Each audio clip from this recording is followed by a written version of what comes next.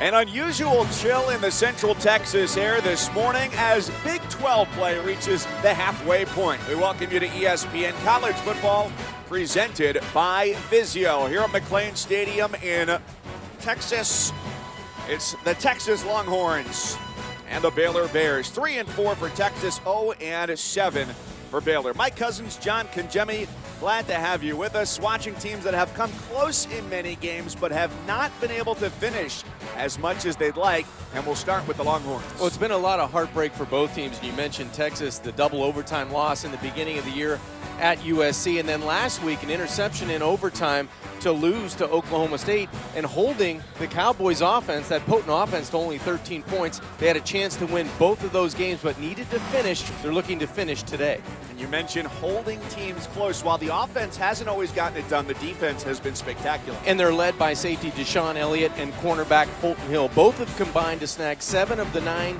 team interceptions. Now Elliott leads the team with 5 interceptions. Both of Hill's interceptions have been returned for touchdowns. So these guys love to run, they love to hit, and should continue to find the football for this Texas defense. Matt Rhule's team today looking for just its second win in the last calendar year. They are 0-7. They've been right there. They're looking for explosive plays, and look no further than outside with Baylor wide receiver Denzel Mims. He's a guy that needs to touch the football. He's one of the top receivers not only in the Big 12 Conference, but in the country. He can change a game with those explosive plays of 40, plus 50, plus 60, 7 touchdowns also. So he's the playmaker for that Baylor offense. A lot of folks in the stands here today on the north bank of the Brazos River here in Waco who did not expect to be wearing sweatshirts and caps and gloves this morning. 46 degrees. It was in the mid-30s when we got to the stadium earlier today.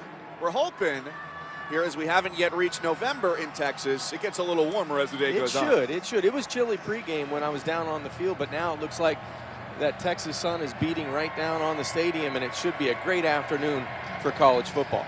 Longhorns winners of the toss, they defer, and Baylor starts on offense, 1st and 10 from their own 25. So the Bears had their last win in their bowl game last year. They are 0-7 and 0-4 in Big 12 play. But this is not a team where when you talk to the coaching staff, you hear what's going on in the program, that feels like it's winners.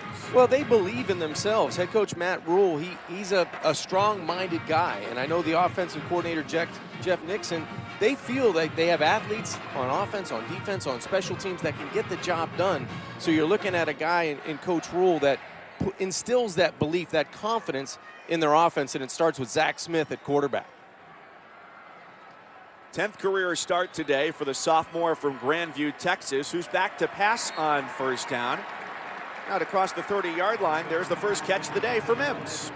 Have to get it to your playmakers on the outside. Zach Smith at quarterback. Yeah, they're going to take that catch away. It would look like a catch initially. Back to the 25-yard line for 2nd and 10. But Smith is a guy, 6 straight starts. He came out of the game last week with the stomach flu. He came into the game not feeling 100%, but he's got a pro-style arm, can make all the throws around the field. He made this one from the short hash to the short sideline. Looked like the ball was juggled as he dragged that right foot. That's what the officials saw on the field.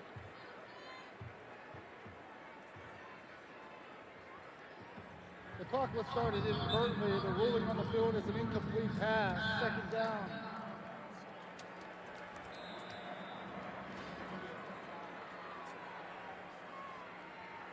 So the bobble along the sideline, no control there as he went out of bounds. Just makes it 2nd down and 10. And on the ground here on 2nd down, it's Terrence Williams, the junior from Ennis, Texas, who got the start last week against West Virginia. Well, 3rd down has not been the Baylor offense's friend. They need to find a way to stay on the field with this first series. Just below 30% on 3rd down, and Texas doing a pretty good job of getting off the field at 27%. So this matchup favors the Texas defense.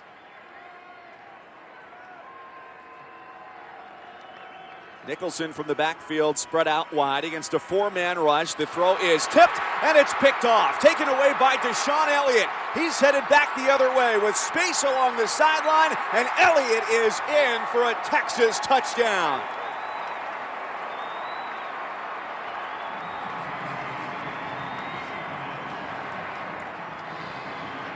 Mike, we talked about the two playmakers on defense right at the start of the broadcast.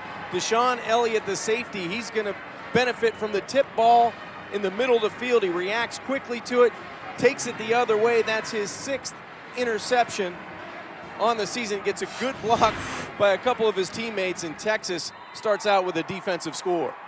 Malik Jefferson, linebacker, leading the way there. And the extra point. Good start for the Texas defense, which has been the strength of his team so far this year. Tip ball, take it back the other way. Elliott with his 2nd touchdown of the year.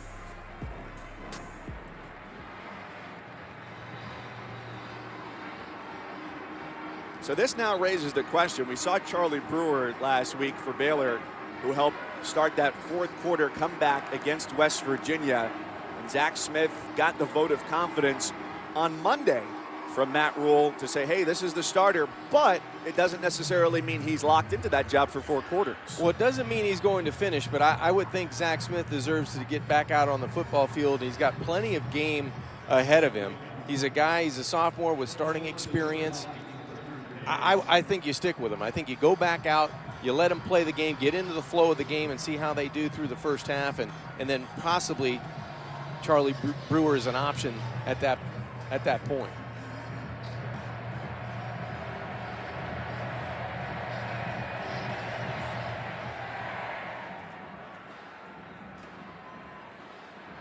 Here comes White from a few yards deep in the end zone. Out to the 15 and then sent end over end backwards as Baylor gets into its 2nd drive. They were down big last week against West Virginia, but they got on the comeback trail mostly thanks to Treston Ebner.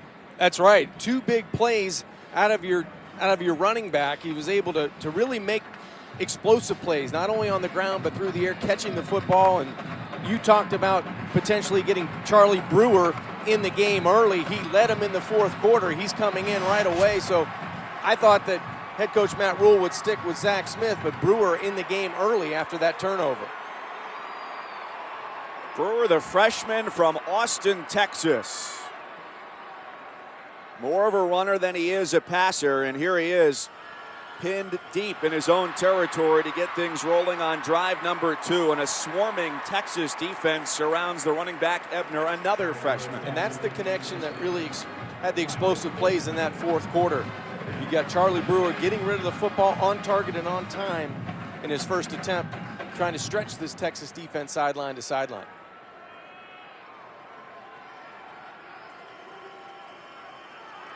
On the rollout, pressured from behind. Looking for somewhere to go with it. And as he does quite often, uses his legs to extend the play. Took a negative play there on 2nd down and turned it into a positive because he's athletic enough to get the perimeter. Good speed by the freshman quarterback.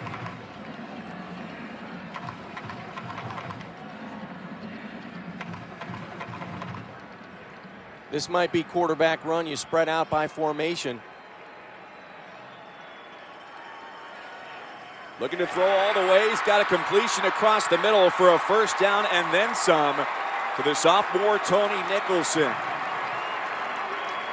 Good timing in the pass offense. Nicholson just a quick slant, and right on target is Charlie Brewer early in this football game. It's tough to come off the bench when you're waiting a long time, but after that first play, you're kind of excited with the beginning of the game, and you could tell in the play of Charlie Brewer on target twice. Picked up 22 yards to get the 1st down out to the 45-yard line. A sweeping handoff is cut down. Scary. And there's a flag at the end of the play.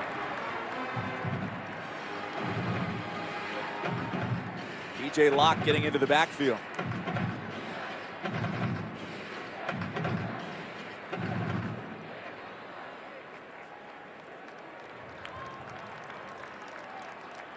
After the play, unsportsmanlike conduct, defense, number 2, a blow to the head.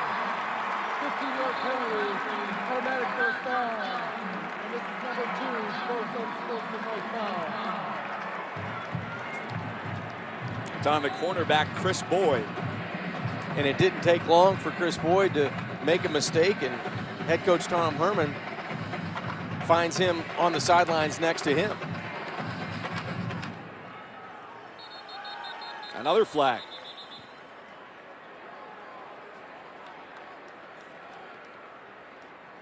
Ball start. Offense, number 18. 5-yard penalty. It's first down. Well, I'll tell you, nobody on the Baylor sideline is going to be happy about that. But Brecken Hager also was pretty disappointed, the defensive end who had broken through into the backfield right as the Could have been a big play for whistle was Texas. blown. That's right.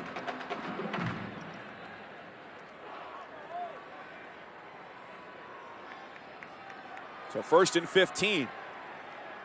So Longhorns show pressure. Brewer bought time, and the ball swatted away by a swooping Holton Hill. We've already seen safety Deshaun Elliott make a play on the football that turns into points. Now Holton Hill, the junior corner, just terrific job of staying in position to break on the football. Took a long time to get to the backside for Charlie Brewer to find his third receiver, but Holton Hill was patient, played the football perfectly, and anticipated the throw. Quick pass on 2nd and 15. Mims makes the catch and goes forward to the 45-yard line. He's a very dangerous receiver when he has open space. It looks like he's gliding down the field sometimes. He's gliding, but he's picking up 4 or 5 yards a stride, it seems like. He moves with efficiency, and that's a good open field tackle by Holton Hill. He's a long corner at 6'3", 200 pounds, so he's able to handle the physical business outside the hash and outside the numbers. This is a guy that can go 50, 60, 70 yards in a heartbeat, but that's just a good open field tackle by Hill. He had to lock down James Washington last week and did very well. Pressure again. Brewer backpedals and goes down at the 39-yard line.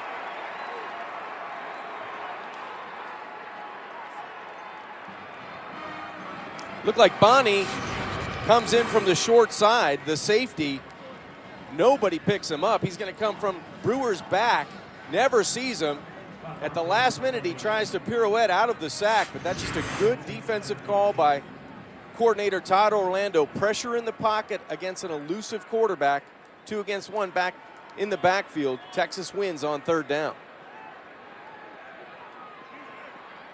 Fair catch called for off the punt by Martin.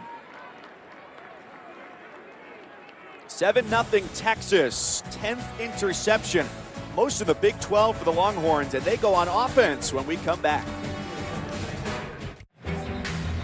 Texas up 7-0 on the strength of its defense, and now the offense takes the field with Shane Buechele getting his 3rd start of the season, the sophomore from Arlington, Texas. His counterpart in the backfield, Sam Ehlinger, did not clear concussion protocol this week, did not make the short trip from Austin here to Waco along with the rest of his teammates. First pass, Amani Foreman, the senior for Texas, makes the catch from Buechele. Buechele doing a good job in his time out there. You mentioned Ehlinger not being able to come out of concussion protocol. Ehlinger more of the runner, Buechele more accurate down the field, but we're going to see him potentially run here on second down. And a nice slide at the end of the play as well. Taken after his dad with the baseball slide. I just like the way Buechele delivers the football. You can tell right away he's going to be an accurate thrower down the field. He's going to open up more windows in the passing game, and it's always a quarterback. It's a luxury when you come on the field and you're already up a touchdown. Quick motion and a look short. Sends a pass down the sideline for Dorian Leonard. That's a perfect example of opening up windows down the field. That's just a simple flick of the football outside for a confident guy in his ability to deliver the football on time. Good footwork after the play action, and that's just an easy one for Shane to deliver from the pocket. And now he goes out wide to Neal Carter Takes the snap and gets gobbled up back behind midfield. Brian Nance, the defensive end from Euless, coming through. This Baylor defense needs to make and create negative plays against Texas and their offense. They need to win up front.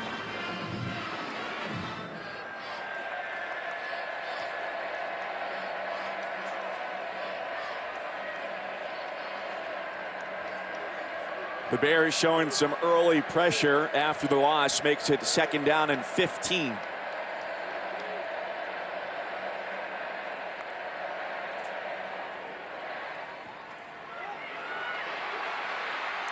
The line holds up, but can only hold for so long. Clay Johnston, the middle linebacker, one of the first of many coming through the offensive line.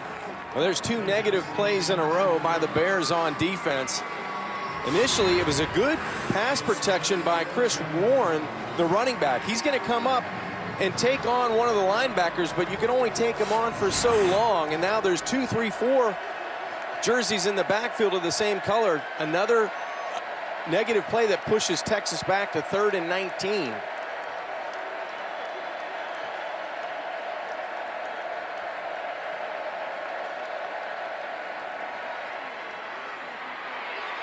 Buechele is flushed, a sidearm throw to the 45-yard line, and not much more for his running back, Chris Warren.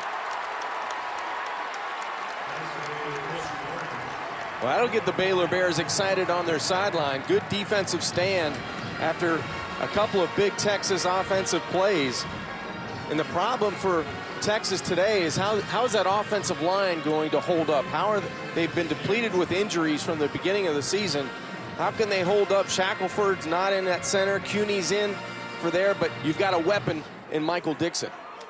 Best punting average in FBS, averaged 51 yards a kick last week. And he continues to work his magic, getting that ball inside the 10-yard line. Texas up by a score over Baylor.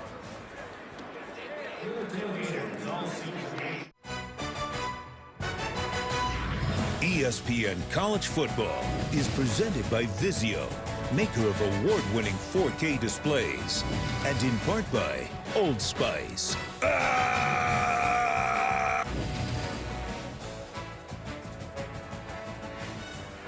Well, what else to say when you run out on the field except I guess that's it.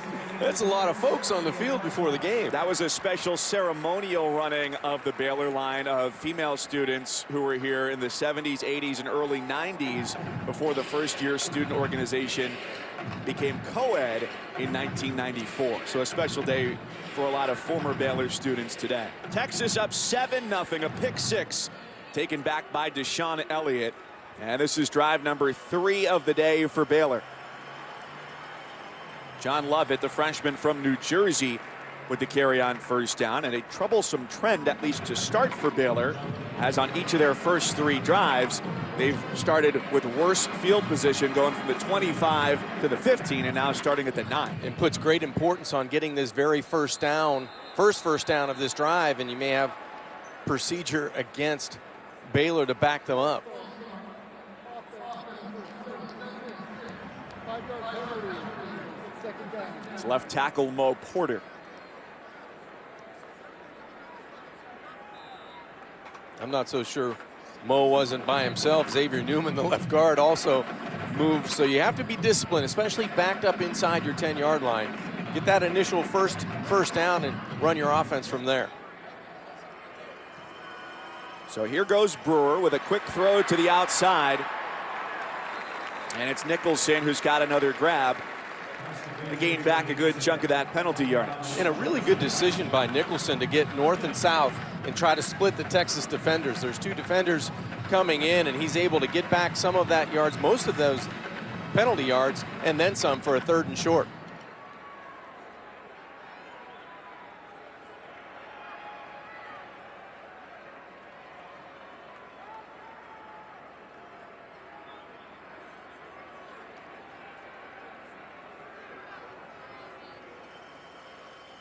They'll look to run it here to try and get the first down. No, sir. Malik Jefferson coming up for the stick on the freshman. Love it. Well, that's a good tackle by Jefferson, who's had a career-high 14 total tackles last week against Oklahoma State. I'm not so sure if the young quarterback should have checked out and went to the right side. It seemed they ran right where the bubble was, right where all the Texas defenders were lined up. And Malik Jefferson just squares up in that hole, and a negative play on third down for this Texas defense. Connor Martin to punt. Reggie Hemphill maps, backpedaling and gets a fair catch at the 32-yard line.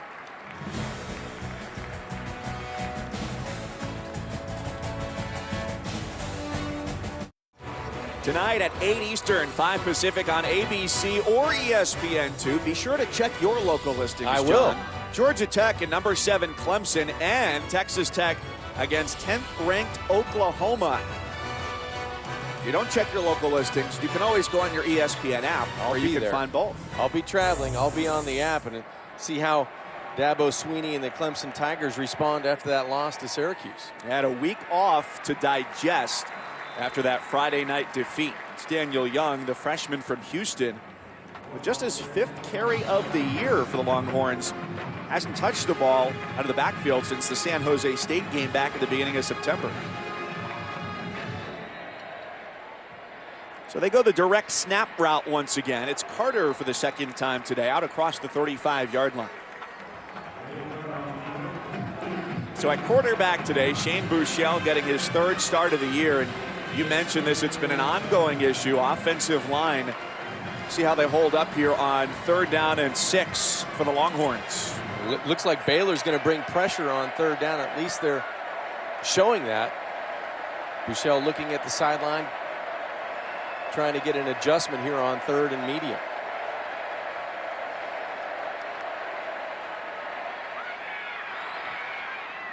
On a crossing route, Johnson spins away from one tackler, but not a second. Stopped on 3rd down.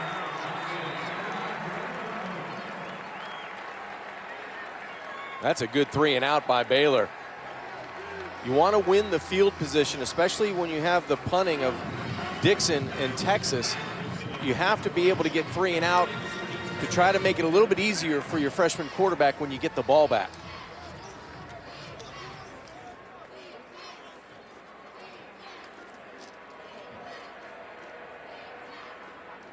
Dixon, the native Australian, with a tumbler back at the 15-yard line.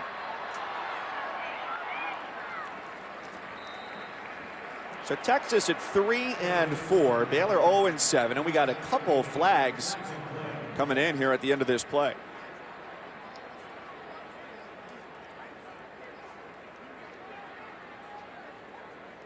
Reggie Smith, our referee this afternoon here at McLean Stadium.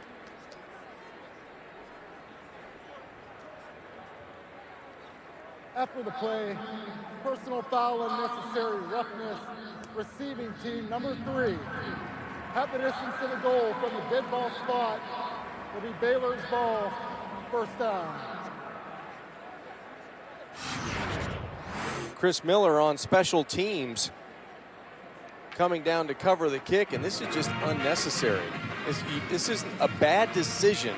You're going to get the football inside of your own 25-yard line anyway, which you're not going to have great field position. And I'm sure head coach Matt Rhule got a hold of Miller on the sideline and said, we can't have that. What are you trying to say? I'm going to be tough? Well, it's just a bad decision, just a terrible decision. Now you've got the ball back at the 10-yard line, and you put your freshman quarterback in a very difficult situation. This after the last drive started at the 9-yard line for the Bears. It's Terrence Williams on the carry. They're saying that ball came out. The ruling on the field is a fumble recovered by the defense, 1st down, Texas. And the ruling on the field of a fumble is under further review. Well, Williams is spinning, and as he reaches to get another yard, I'm not so sure. It looked like it might have been on its way out as Williams was going down to the ground. A Texas defender gets a hand on the football. It looked like Elliott was the first guy in there. Also Hill on the back end. Boy, that's a tough one to see. It looked like the ball was coming out. Now the ruling on the field was fumble. Take one more look at this from the high angle. It's definitely Hill who had the right hand on the football, stripping it from Williams.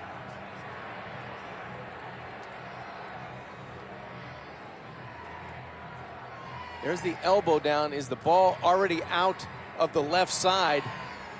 And the trouble is for Williams, he was coming down, but then he ends up on top of Elliott. Right, so he never really hits the ground. The elbow hits the ground there. The ball's out. It's Hill again. One of those defenders. We talked about Elliott and Hill, the defenders for Texas. The 1-2 punch in that secondary. We've already seen Elliott go the distance with an interception for a touchdown. Hill's made a couple open field tackles, and now it looks like he stripped the football away from Terrence Williams, which would give Texas the football inside the 20-yard line.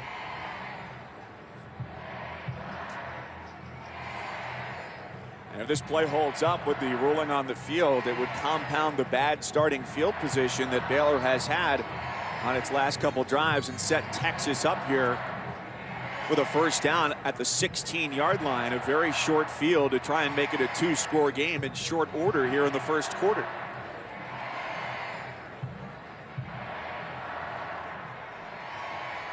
After further review, the ruling on the field stands as called. First down. So no indisputable video evidence to the contrary. Texas comes away with the takeaway. And they can get points off of the takeaways, and you tee your offense up inside the 20 at the 16-yard line. So this couldn't go any better. This script for Texas early. A couple of defensive turnovers that could lead to 14 points. And a whistle. Penalty's going to go against Texas. False start. Offense, number 68. 5-yard penalty. It's first down.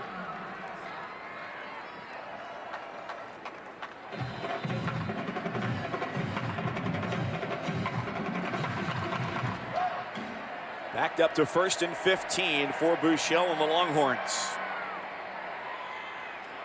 Pressure comes up the middle. They run right through it with Daniel Young. And Texas beat the run blitz there. Baylor crowding the line of scrimmage. Good job by the offensive line of providing some running room for Daniel Young. Texas quickly right back to it. Nice hole on the right side. Young on a second straight carry. Texas moving with efficiency, taking advantage of this field position, trying to catch Baylor not lined up properly. Incomplete pass as the throw bounced to the outside and ruled down right away.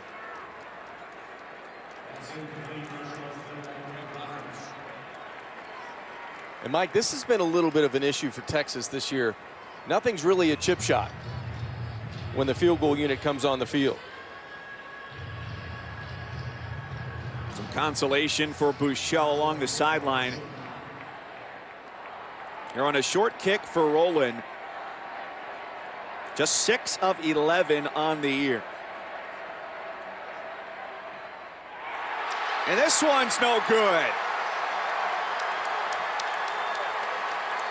Nothing comes easy.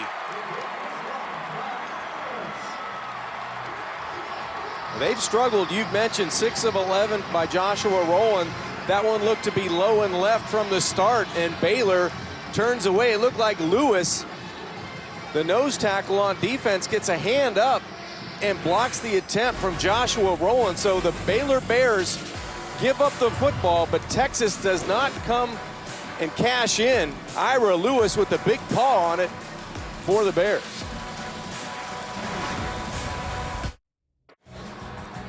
Little early celebration for Phil Snow's defense, the guy that his players called the Yoda of defense when they started camp over the summer because of how much he knows. Well, they got the job done there, and the Baylor offense goes back to work. 1st and 10 from the 20-yard line.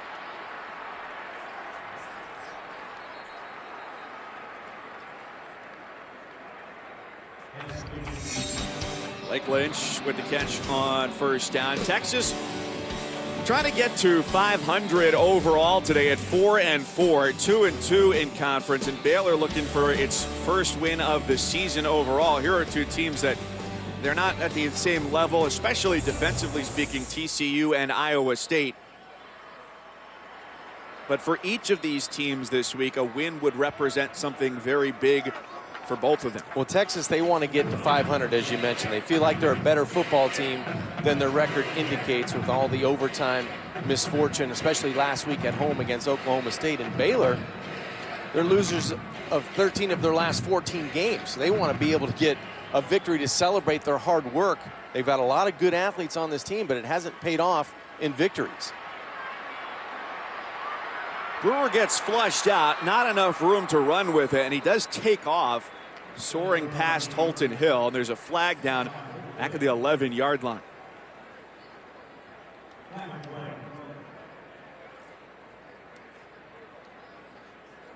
Holding offense number 77. The penalty is declined. It's 4th down. Other teams around this league, you've got coaches begging guys like Will Greer at West Virginia, please slide. That's right. He's an older guy. He gets it. Brewer, oh, you could say the naivete of youth to just go headlong even when you're not necessarily going to get a first down. When you're an old quarterback, it's a lot easier to say slide, but when you're playing and you're in the moment of trying to be a competitor, it's awful tough to make yourself slide sometimes.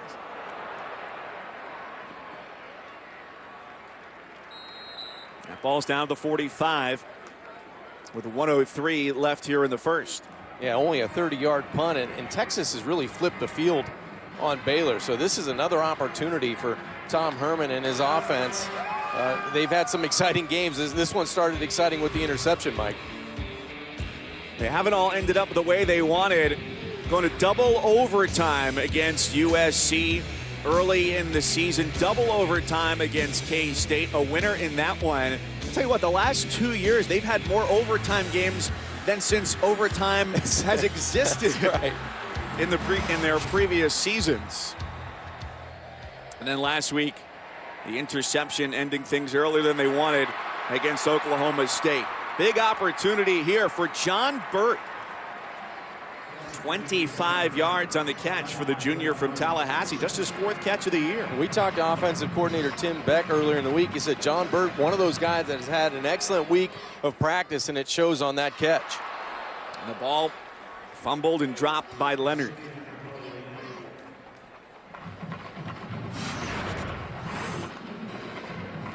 Big wide receiver at 6'3", 200 pounds. Another excellent throw by Buechele from the pocket. Just a simple slant route. You win inside leverage, and you're going to get that advantage on Arnold, who made the tackle.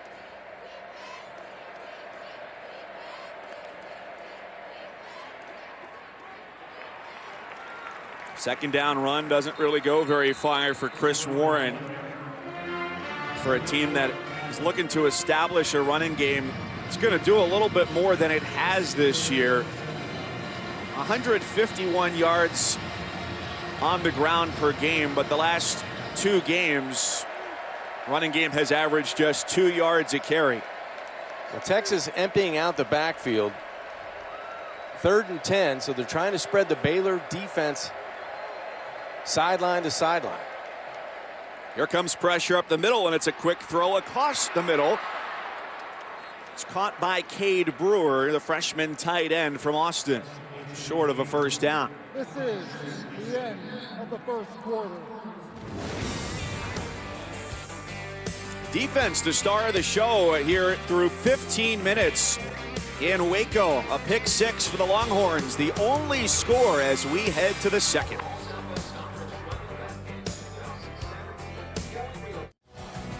Looks Start of the second quarter, Texas leads 7-0 on a pick six for Deshaun Elliott, and now has a 4th and 2. After one field goal was blocked earlier, the offense stays on the field here on 4th down. And I think a good decision by head coach Tom Herman. They haven't had much success in the kicking game over the season. Get your offense out on the field and see if they can get a 1.5 yards. Try and run it right through the middle. It was Warren on the carry.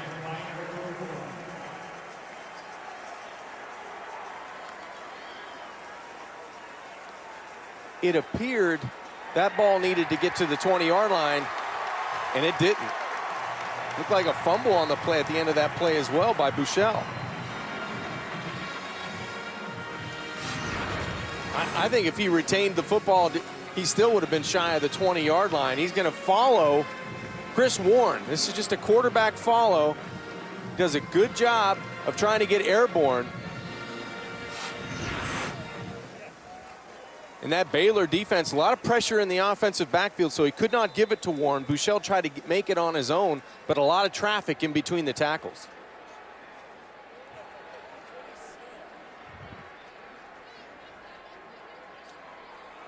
So can the Baylor offense get churning here now in the second quarter? Smith is back in, and his throw goes incomplete. So back and forth they've gone. Smith on the opening drive. Brewer for a few more, and Smith to start the second. Now you're thankful for the opportunity, I would think, if you're Zach Smith, but that's awfully tough to come in and throw your first attempt. It goes the other way for 6 points, and now you wait till the second quarter to come out. And you can see the frustration on the sideline of head coach Matt Rhule. He just wants somebody to get this offense started.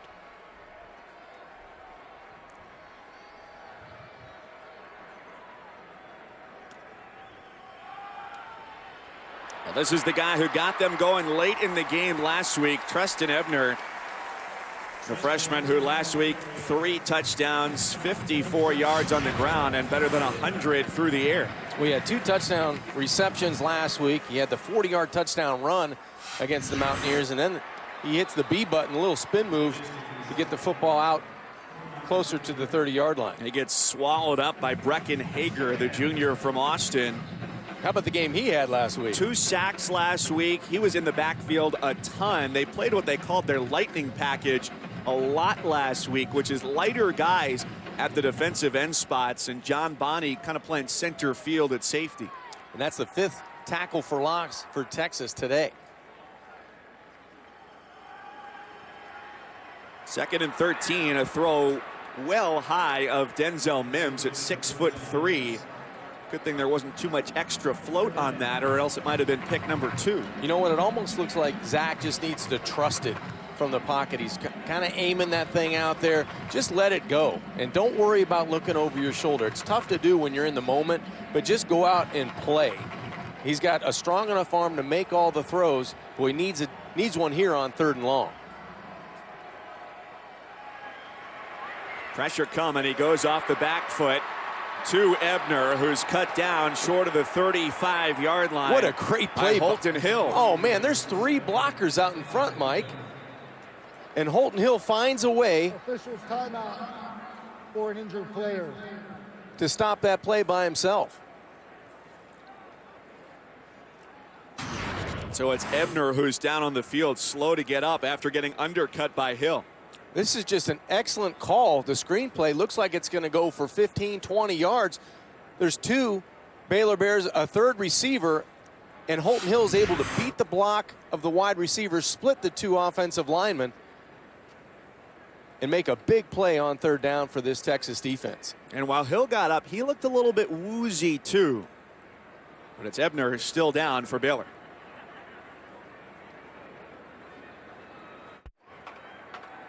Texas up a score early here in the second quarter at McLean Stadium on Baylor's campus. Mike Cousins and John Congemi, glad to have you with us as Baylor gets set to kick it away after a stop picked up by Holton Hill there on a nice tackle, but one that may cost him on that 3rd down play.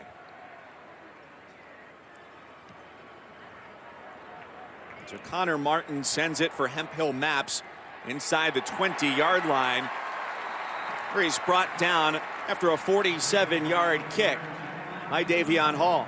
Flag on the play as well.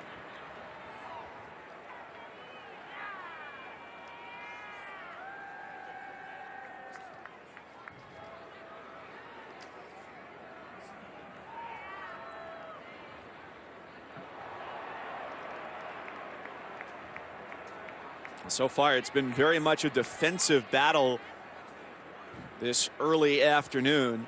39 combined plays for a total of 119 yards between these two teams, which comes out to about 3 yards a play.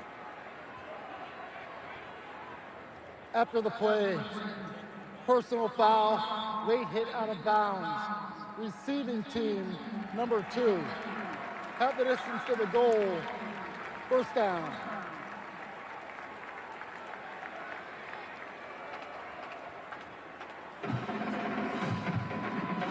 So during the punt, there's Holton Hill, who we just showed you on the bench moments ago, going back toward the locker room, and it looked like on the bench when he was getting tended to by the medical staff, it was like the beginning of a concussion protocol, which has already decimated the Texas squad today, with Sam Ehlinger and the center Zach Shackelford not being cleared out of concussion protocol and not making the trip this week.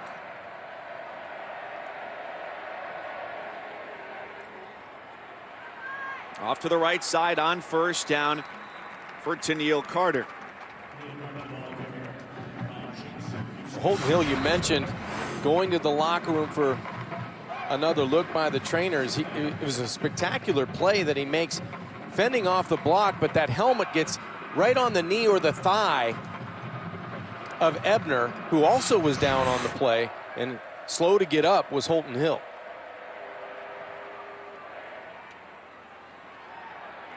Buechele on the give once again. Carter getting heavy rotation early on in this game. So Buechele getting the start because Ehlinger's in the concussion protocol, and Terrell Cuny, the junior, getting the start at center today over Shackelford. Changes have been the constant for both teams this year.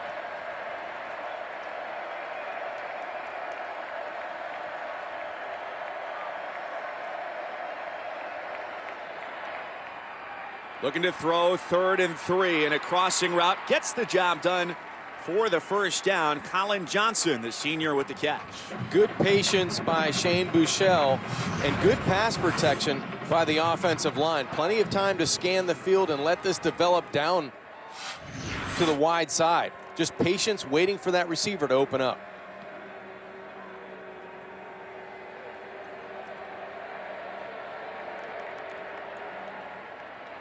Just one deep safety here, and Texas takes advantage. Carter bursting through, another first down.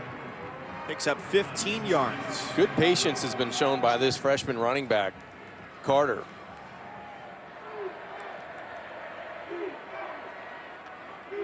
A dart of a throw and a diving try by Lorenzo Joe, laying out to grab that one on the fingertips. What a catch. Talk about extending your body. And now Texas is going to go with a little bit more tempo with back-to-back successful plays. Buechele turns in a quick throw. It's Johnson again, diving forward past the sticks inside the 35. And the Longhorns are on the move, liking the pace they've got. This is more what you expected to see from this Texas offense. Spread out Baylor and get execution in their passing game. James Lynch turning the corner, bursting through for a tackle there to help hold the Longhorns on first down.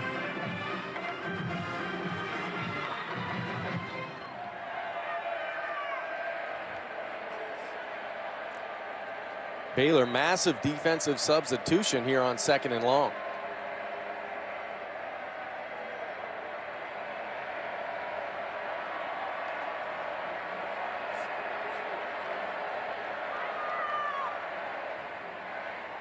On 2nd and 11, nearly wide open coming in on the slant. It's Joe again, the senior from Abilene, Texas. And my good play action is getting those linebackers to look in the backfield and again getting the slant behind them for 15 yards.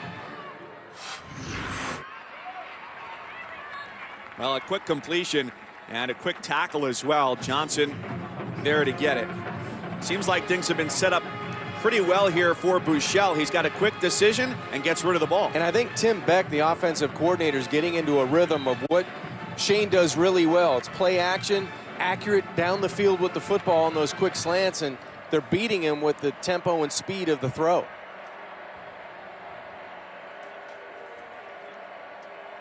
Late substitutions on defense for Baylor. It's Warren across the formation to the back of the end zone. No, too long for Joe.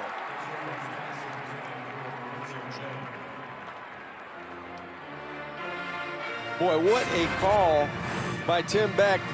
It looked like everybody in a green jersey is pursuing, but you could tell Chris Warren wasn't looking to run the football. He was extending to the outside, trying to get the football down to Lorenzo Joe in the back of the end zone, just maybe a yard too far for the touchdown. 3rd and 5, neither team off to a good start on 3rd downs. Massive pressure from Baylor, a throw to the end zone. And it's a touchdown for Texas. Lil Jordan Humphrey with his first touchdown of the year. You get accuracy and you get consistency with Shane Buechele at quarterback. This is not an easy throw. Running to your right, full speed, 15 yards for the touchdown. Just a terrific job of being accurate down the field for the football, and the Texas bench finally finishing a drive. 90 yards, the Longhorns go to get 6 points there.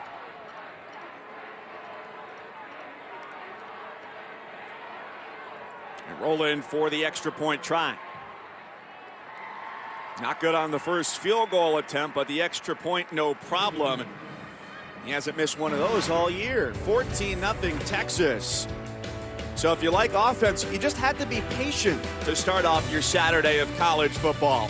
From 15 yards, Humphrey, the grab in the end zone.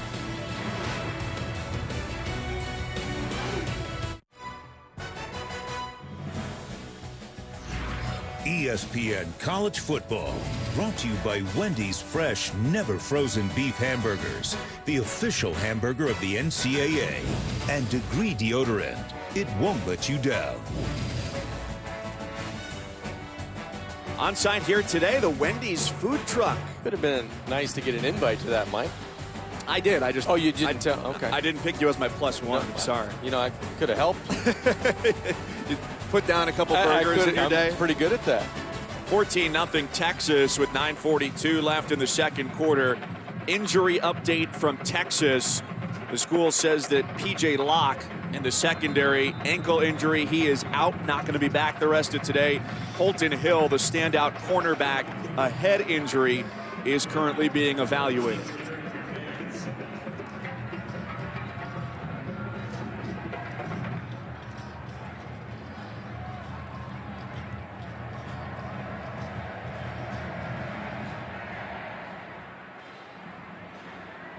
A low kick and from the goal line. Here comes Trevor White. He's got the 25 and out to about the 29-yard line. It gives us a chance for the first time to go to the studio and check in with Chris Cotter. All right, Mike, John, let's start with Rutgers and Michigan. During the game last year, Rutgers had a total of 39 yards. Well, here comes Janarian Grant. He's going to go 65 on this one play. Rutgers and Michigan right now in the Big House, all tied up at 7 midway through the second quarter. Meanwhile, Mason Rudolph's just going to keep this one himself on the read option. Scores a second touchdown for Oklahoma State. He has a touchdown pass earlier. It's 13-3 Pokes on ABC.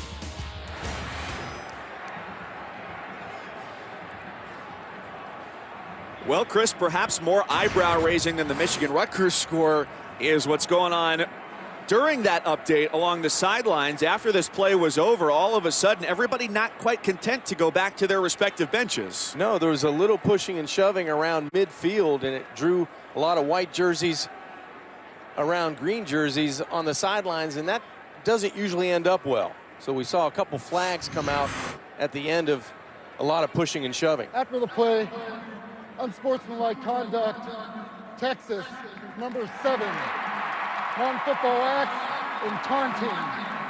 The 15-yard penalty will be enforced from the dead ball spot. It's 1st and 10. This is number 7's first unsportsmanlike foul. So we've got one on Chris Boyd early in the game. Now you've got one on Antoine Davis, it looks like, on special teams. And those are just penalties you want to stay away from, especially if you're Texas. You feel like this game should be 21, 24, 27-0, and now Baylor tees it up at the 45-yard line. This is clearly the best field position they've had in this game.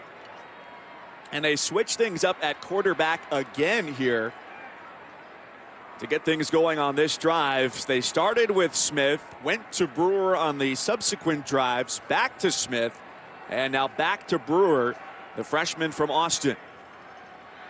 He's looking to throw here, and up the sideline, a one-handed catch all the way down to the 5-yard line. What a way for Blake Lynch to start off the drive. Take advantage of field position, and you come out and throw a dime, and how about the catch?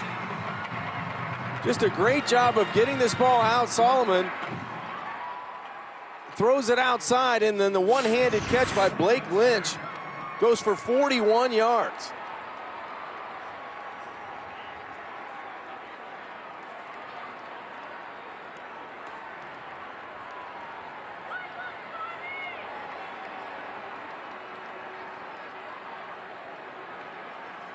From inside the 5. I love it, brought down by the shoelaces. It's a guy from New Jersey. And Jeff Nixon, who calls the plays for this team, is also the running backs coach. They basically said, we begged him to come here. And it was a big part for Lovett to make the trip here. Went to camp at Temple when Matt Rhule was the head coach there. I decided to go with the staff. Well, he needs to find the end zone if he gets an opportunity here on 2nd and goal. Well, he takes it to the left side with a good push behind him, and he's in for the Baylor touchdown.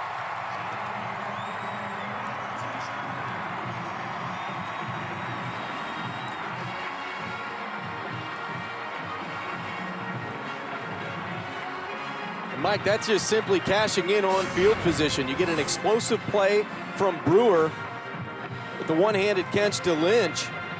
And then Lovett off the left side just muscles his way into the end zone, dragging a couple Texas defenders. And with the extra point, they're only looking up at a 7-point deficit.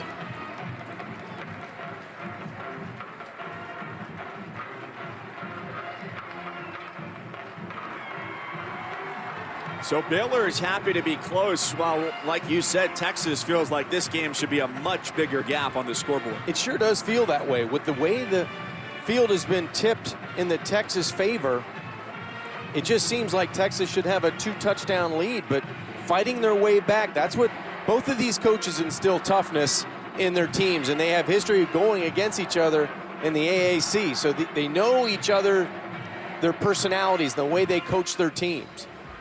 They squared off in the 2015 American Conference Championship game. Greg Ward Jr., the standout at Houston, who started off as a wide receiver but ended up becoming one of the most electric quarterbacks in the country, brought Houston to a win in that game.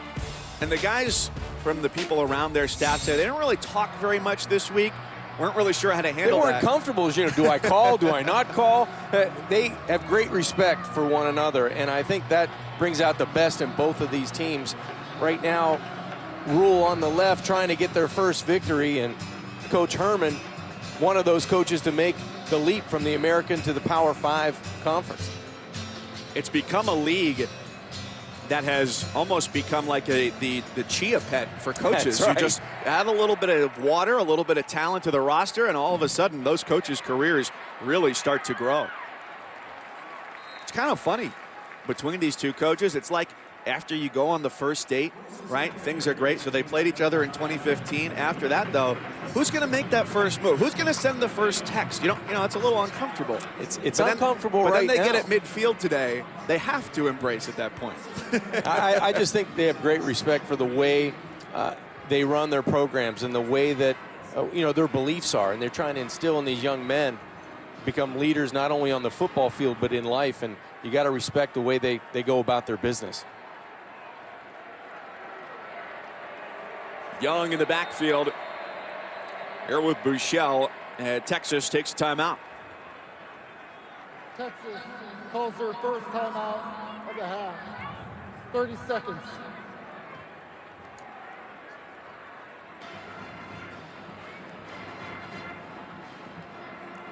.8:33 second quarter, and as you heard, there's lots of early exciting action around the college football world, and you got plenty of ranked action in the Big 12 today. And if you want to keep up with all of it, the ESPN app is the place to be. You can stream every ESPN and ABC college football game live at home or on the go. Scores, news, highlights, all you need to know. You can download the app to start streaming now. Tons of big games in the Big 12 today, Mike. Oklahoma State on the road at West Virginia. Going on right now. That's right.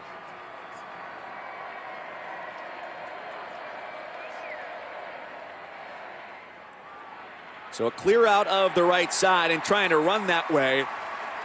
Not exactly the success they envisioned, going backwards on first down. And how about the pursuit along the line of scrimmage? You have to like that. Once you get a score on offense, I think it energizes the other side of the football, and you want to be accounted for and make sure you're noticed by your teammates as well.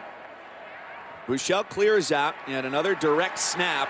James Lynch quickly there to make a strong tackle on Carter, who's been the guy to take those Wildcat snaps. Another freshman making plays in this football game. Both teams, a lot of young players at key positions, and Lynch got his first sack last week, gets a big tackle there on second down.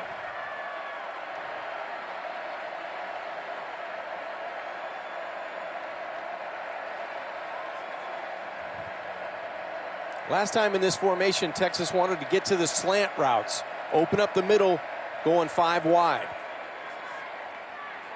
3rd down and 9. Buechele's got some room to run. Can he make it to the marker? And he gets out of bounds, standing up, hurdling the benches. Enough for a Texas first down.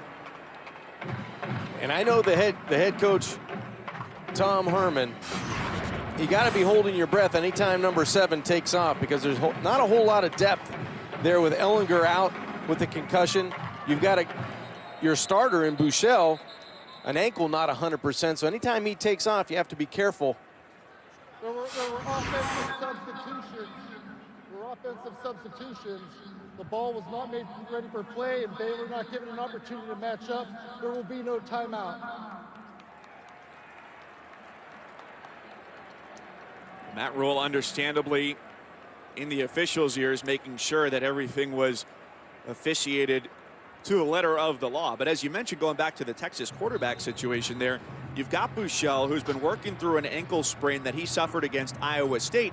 But if he were to get hurt today, the next guy up would be Gerard Hurd, who has not had a full year in this system, plenty of time to get acclimated as a multi-series quarterback. And what you can tell is Buechele very accurate with the football, 12 of 14, 122 and a touchdown. And now he's loaded up, trying to go deep down the middle of the field and overshoots everybody. But you're right, you have to be able to pick and choose when you want to take your shots downfield and when you're going to run the football if you're Shane Buechele. Gerard Hurd was impactful playing that wide receiver spot, playing a little wildcat, but that will be limited because of the lack of depth at the position.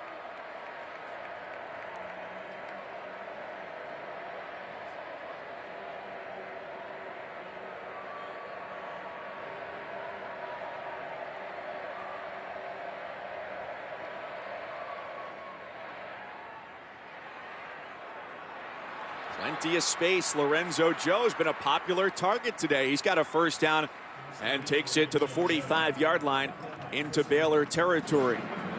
And the freshman Harrison Hand had coverage, but gave way too much cushion to Lorenzo Joe. That's an easy pitch and catch for Buechele.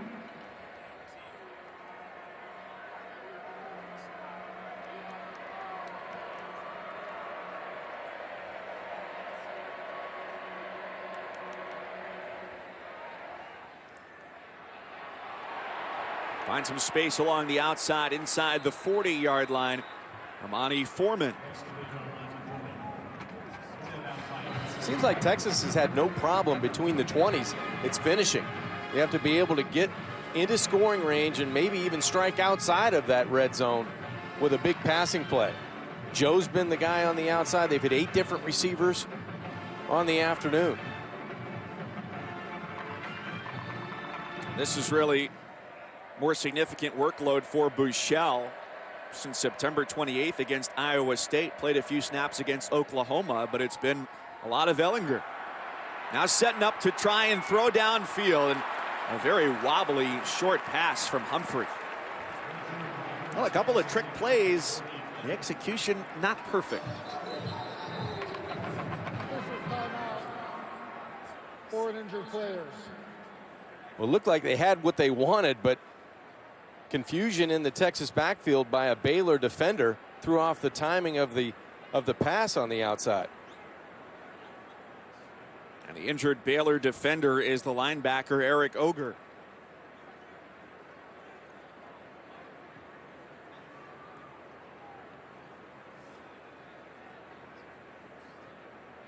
Sophomore from Richmond, Texas, with a couple of sacks on the year.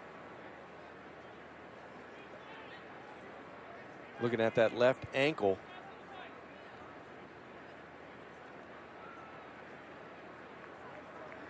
Defensive coordinator Phil Snow was excited for Oger to get his first start, or get a start today.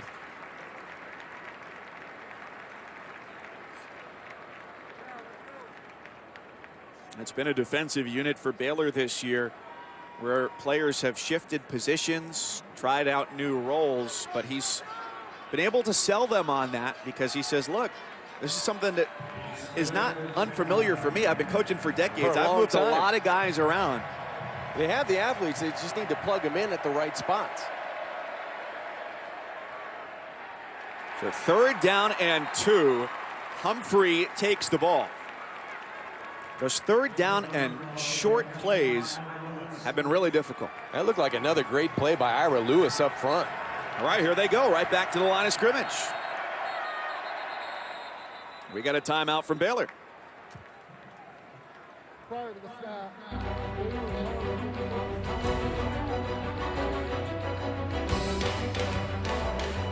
Football Playoff Top 25 Ranking Show. Tuesday at 7 on ESPN. Presented by Allstate.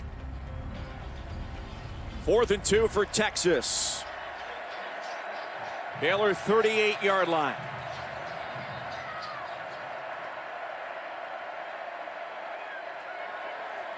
Joe is the motion man. Buechele hit as he throws, and the pass is incomplete. Intended for Humphrey, and Baylor is going to try and tie this game up.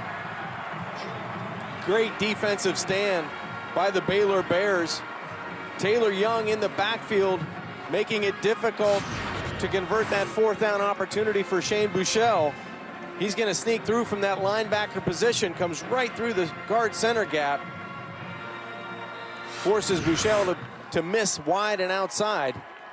And now again, for the 2nd straight series, the Baylor offense in pretty good field position. After a stagnant start to their day, their first 6 drives, 22 plays, netted just 54 yards. Their touchdown drive, 3 plays, 55 yards. A short gain on 1st down for Terrence Williams. Part of that 4-man stable at running back. He's the guy who's got great experience. Almost 1,100 yards on the ground last year. 4 running backs, 2 quarterbacks. We've seen it all in that Baylor backfield. Ball tipped and whistled dead, incomplete, intended for Mims. Brecken Hager bringing the pressure against Brewer. This is a guy that's gone from linebacker to defensive end in week 3, and he's really found a home coming off the edge. He's slender enough and quick enough to split those offensive linemen and make it difficult getting in those passing lanes and into the backfield to harass Charlie Brewer. Son of Britt, the all-time leading tackler for the Longhorns. Third down and 7 for the mobile Brewer. Well, they have enough space here. He stood up at the 46-yard line, a couple yards shy of the first down marker. Met and dropped by Malik Jefferson. Well, the Texas defense matches the Baylor defense, and I think Baylor's going to play field position, kick this football potentially back to the Longhorns. There was a little indecision there for a few seconds. When you're searching for your first victory, a lot of those decisions, I would think, no matter whether it's in the first half or the second half, you have to walk through and say, maybe we should roll the dice and go for it here. Oh, ball comes loose from Martin, who just slides and gets on top of it.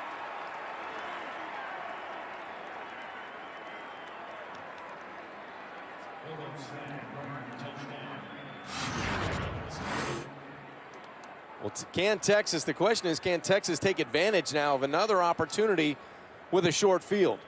Bad mistake by Connor Martin, not just securing the football. A little bit high, but one you should secure.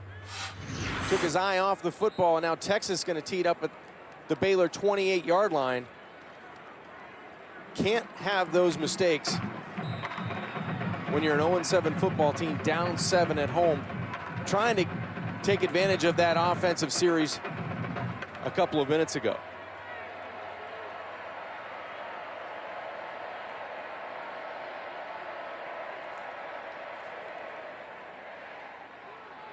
And they're going right up the middle. They said he's not a runner. They said his ankle was hurt. And Buechele goes 28 yards on the ground to make it a 13-point Texas lead. There's a finish for you. Shane Buechele takes it into his own hands and goes the distance for the score. So after the mistake on special teams, makes the correct read on the zone play and just uses his speed, bad ankle and all, gets into the end zone. He went up the tunnel and looked like Bo Jackson there.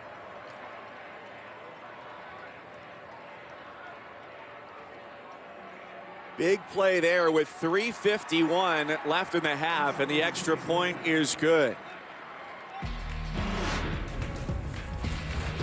Tom Herman said this week, for Buechele with the ankle brace, he's as good as he's going to be all year. Well, how about it? Healthy, upright, and crossing the goal line.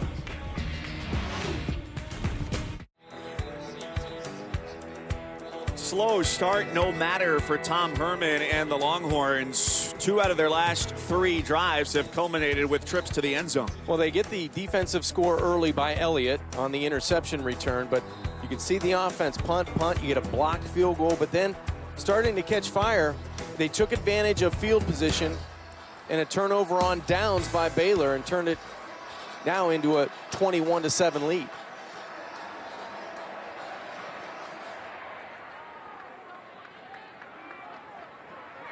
Couple of return opportunities today for White, who's favored this near sideline. A hole opens up out across the 30-yard line. Today we'll have number 4 undefeated TCU at 7-0 taking on number 25 Iowa State in Ames. Top 2 defenses in the Big 12. TCU feeling good after allowing Kansas 21 yards last week. 3:30 Eastern, 12:30 Pacific on ABC or ESPN2. Make sure to check your local listings. And Kenny Hill, he's 5th in FBS in completion percentage. He's 3rd in his own league behind Baker Mayfield and Nick Shimonek of Texas Tech. That's a tough crowd.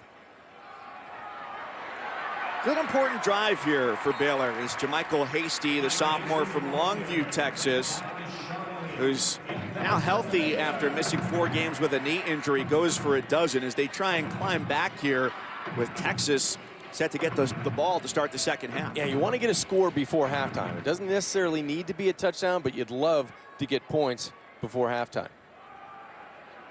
Going backwards, there's Brecken Hager, a wrecking ball in the backfield. This defensive team for Texas has done a good job of creating negative plays over the last 5 football games. And here, just penetration up the field, sets the edge, finds the football, and finds the ball carrier. A loss of 4, now 2nd and 14. Pressure from the edge, and it's Brewer who splits the defenders and throws toward the sideline. Gavin Holmes is there. The ruling on the field is a completed catch. Holmes gets off the ground, and good anticipation by Brewer, stepping up and splitting the pressure in his own backfield. But let's take a look at catch. Looks like that left foot was down. Yeah, it looks like a catch. 1 foot down and control of the ball to complete possession for Holmes. An eligible receiver downfield on the pass. Offense number 85 was covered by an outside receiver. That 5-yard penalty will be enforced from the previous spot. We'll repeat second down.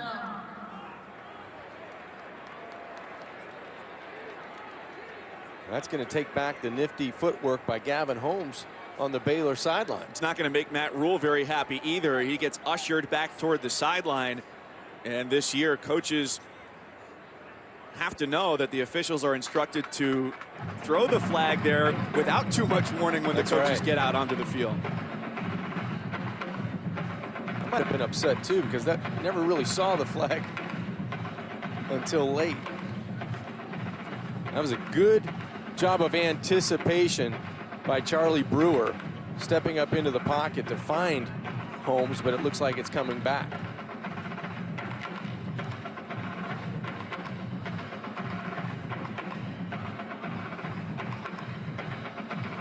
Texas will accept the 5-yard penalty for an eligible downfield. Repeat second down.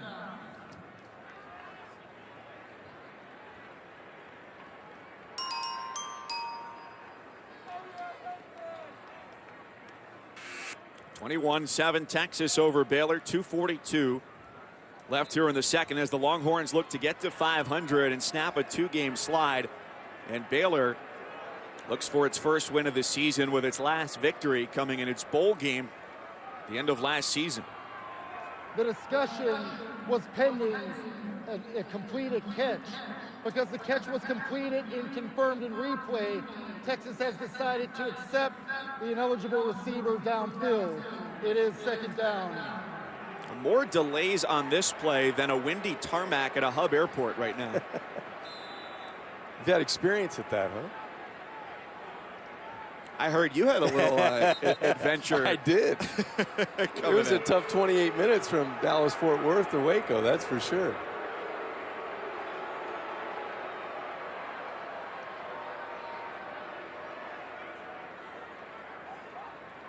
Seems like we're getting more discussion on the Baylor sideline. You know, they said these coaches hadn't talked a bit since it was the first time they were you playing go tell against each other. Tom this. You know what? Maybe they should have their own talk show.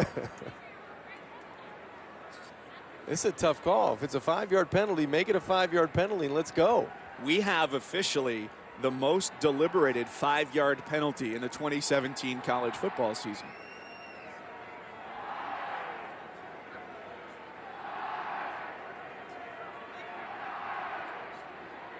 Well, Gavin Holmes was the receiver who made the catch on that play and did a nice job to get the foot in bounds. Matt Rhule said during this last week, he texted his dad and he said, you know what, look, you raised a winner with this kid. And that's been part of the process for Rhule and building the Baylor program, is trying to build those relationships with parents and players. Because he didn't recruit any of these guys, Didn't right? recruit the kids, didn't go with the parents to sit in their houses to talk on the phone. And so it's just been a continual process. He said even parents of the players that he coached at Temple are still in touch with him because of how big of a part of their lives he was. So after all the delay, We got another sideline throw. And this one is caught out near midfield by Marcus Jones. And another terrific escape job by Charlie Brewer in the backfield. Same spot on the field it looked like that the reception was made 5 minutes ago by Gavin Holmes. Takes us inside 2 minutes before halftime.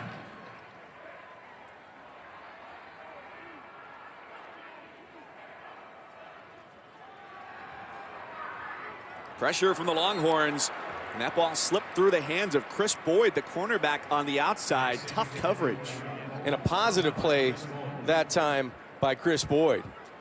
He ran that route for the Baylor wideout.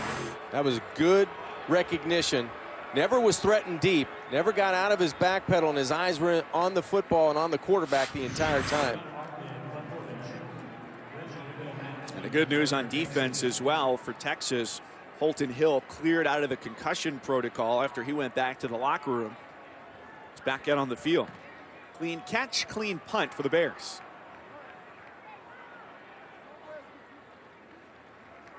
Took it down to the 15-yard line. So they don't capitalize on their opportunity to score here going toward halftime. And now Texas can grow the lead with a couple of timeouts and 90 seconds on offense for Shane Buechele. Dad Steve, the Rangers bench coach, had a nice career in Major League Baseball. Oh, tough going. That's a tough home life right there, yeah. It's worked out all right for him. You said it, John. Quarterbacks are ping pong champions. They're always champions, absolutely. Were you? Yes, in my day. Only had to play my brother and my sister, but I was a champion. Tough competition there, partner. But now everybody says, oh, John Kajemi, that's who you're working with? Oh, how's his golf game? That's the first question everybody asks. Well, you know what? Actually, Shane's dad, Steve Buechele, had to give me shots. He's so good at golf. See there? He learned from John Elway, his roommate at Stanford. Finally found somebody better than you. Yeah. One deep safety. Short throws have been the order of the day for Buechele and the Longhorns as he finds Johnson along the perimeter. This would be nice for Texas to move this football down, at least get an opportunity for points. Commanding lead right now, 21-7. Feels like it should be more. So you'd like to get, if you get an explosive play, you've got time with 2 timeouts. If not, you go to the house up 14, getting the third quarter kickoff.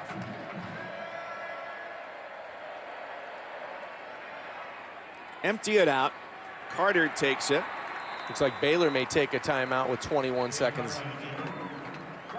And they do.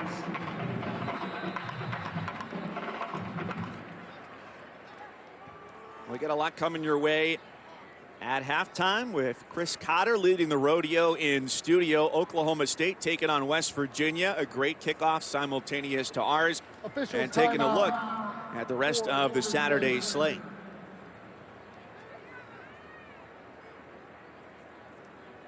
Got another official's timeout for an injured player. 21 seconds left here before halftime. Under 1 minute with a running clock requires a 10-second runoff. To avoid the 10-second runoff, Baylor calls her second timeout in the half. 30 seconds. So we close in here on halftime. What's been the biggest difference maker in the first 30 minutes in your eyes? Field position. I think Texas had excellent field position and a defensive score. Right. You get it right away with the interception. You get energized on your sideline.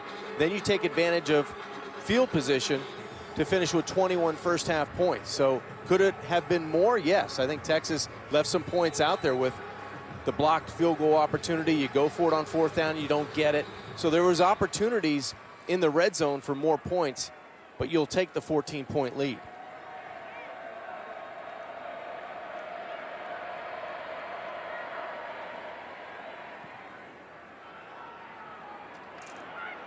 Fair catch called for by Nicholson at the 35. And it's 15 seconds on the clock, 1 timeout. After your college football Saturday, make sure to kick off your Week 8 NFL Sunday with the Countdown Crew at 10 Eastern on ESPN. Early breaking stories, injury updates, and a preview of each game right up until kickoff. That is all also streaming live on the ESPN app.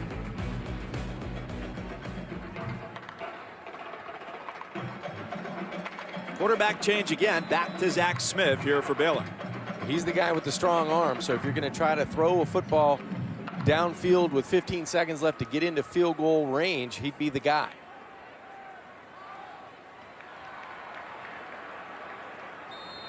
Nice tackling there from the Texas defense. Able to keep the clock going. Baylor's got one timeout left, and they use it. Stopping the clock at 6. Final timeout of the half. The clock operator, please reset the clock to 7 seconds. This will be a 30-second timeout.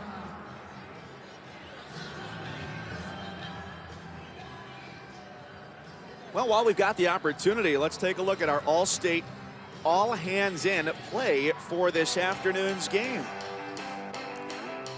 Well, it's good to see Holton Hill back in the game. He was taken to the locker room early, checked for concussion. It looked like he had his helmet on a knee, but he's made impactful plays while he was out there. Always around the football, causing a fumble. And this screenplay, this is the play where it looked like he got the helmet right on the knee, on the left knee of Ebner, the running back. Didn't feel great after that, but looks like to be okay now and back in the game for this Texas defense. He was a big part of what they did last week, holding Mason Rudolph to no touchdowns and 282 yards, his season low. So one last opportunity here for Baylor before the half. Texas, perfect in coverage, does exactly what it needed to do to take a 21-7 advantage to the locker room.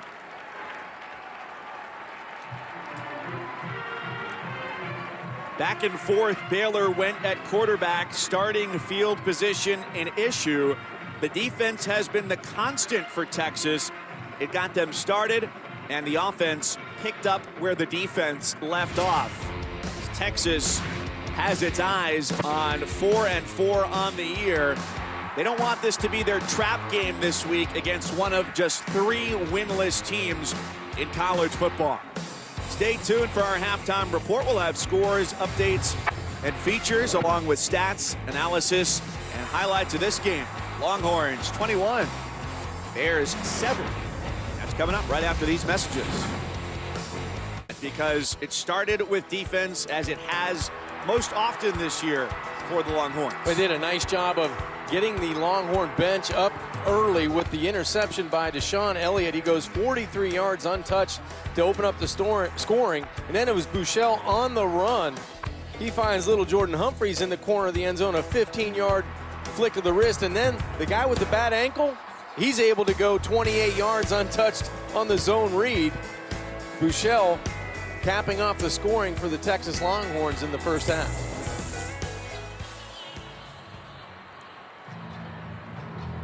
Texas winners of the opening toss, so they defer. They get the ball here. Jay Sedgwick ready to kick it away, a guy who was just a regular member of the student body a couple weeks ago, called for tryouts for kickers, and here he is. Had a couple of nice onside kicks last week in that comeback effort. Chris Boyd on the return is out across the 40-yard line, and he gets ridden out of bounds all the way up to the 44. So with Texas already in the lead, great starting field position to open the third.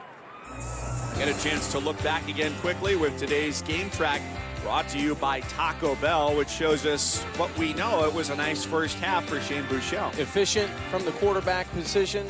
Shane doing a great job of distributing the football. A lot of guys getting involved. 2 big takeaways. 1 return for a touchdown, and then Brewer on the other side for Baylor. 106 yards passing.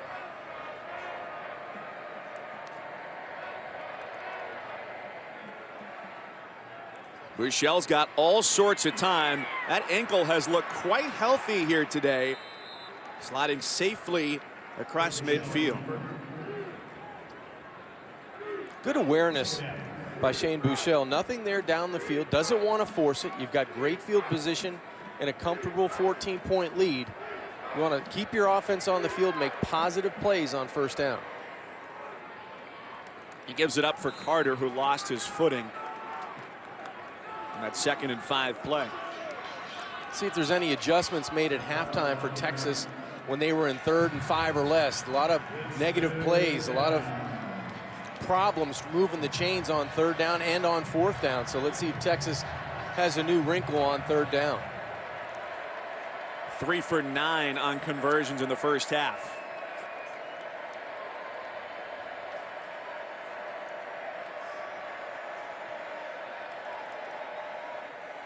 Here comes the blitz. Buechele on the roll. His throw to the sideline is incomplete, tipped away, intended for Amani Foreman. I'm not so sure if Vaughn's, the safety, was able to get a hand on it or it was just dropped by Foreman. Buechele, again facing pressure from the wide side of the field, goes towards the Baylor bench. It just gives Foreman a chance to come up and make the play for the football. You have to actually make yourself big and attack the football on 3rd down, not let it come to you. So 3 plays, gets all of 6 yards for Texas.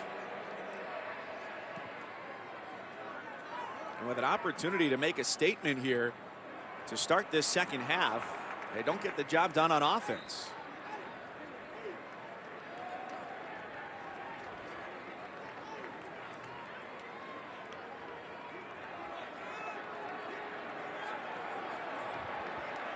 The ruling on the field is a touchback, first down. Hey.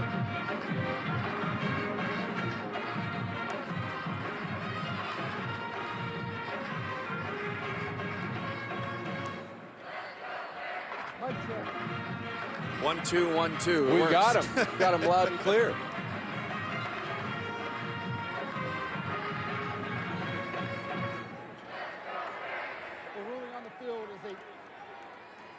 The ruling on the field is a I think the ruling on the field's a touchback, Mike. I think it's a tuck.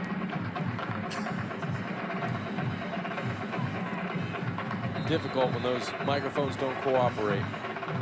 Now Baylor, their first opportunity of this second half.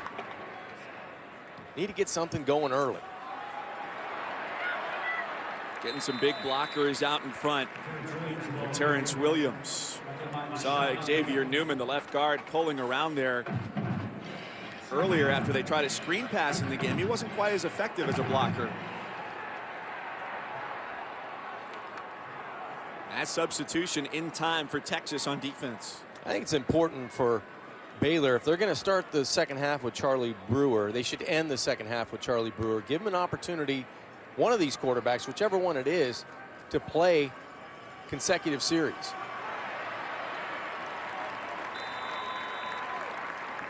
Through the middle, first down Baylor. Why is that so important he plays all those snaps? I just think for your rhythm, you don't want to have to look over your shoulder constantly every series. It's my job now. I've got it. If you're going to give it to me, let me go out and do my thing. And let me fight through some adversity because it might be better on the other end if things start going well. I think that's what they should have done with Smith in the first half. And they've got a quarterback who comes from a very strong program out of Lake Travis High School, which has turned out guys like Garrett Gilbert, like Todd Reesing. And Brewer actually originally committed to SMU. Chad Morris, the former head coach at Lake Travis, now at SMU, but ultimately decided to graduate early and enroll at Baylor.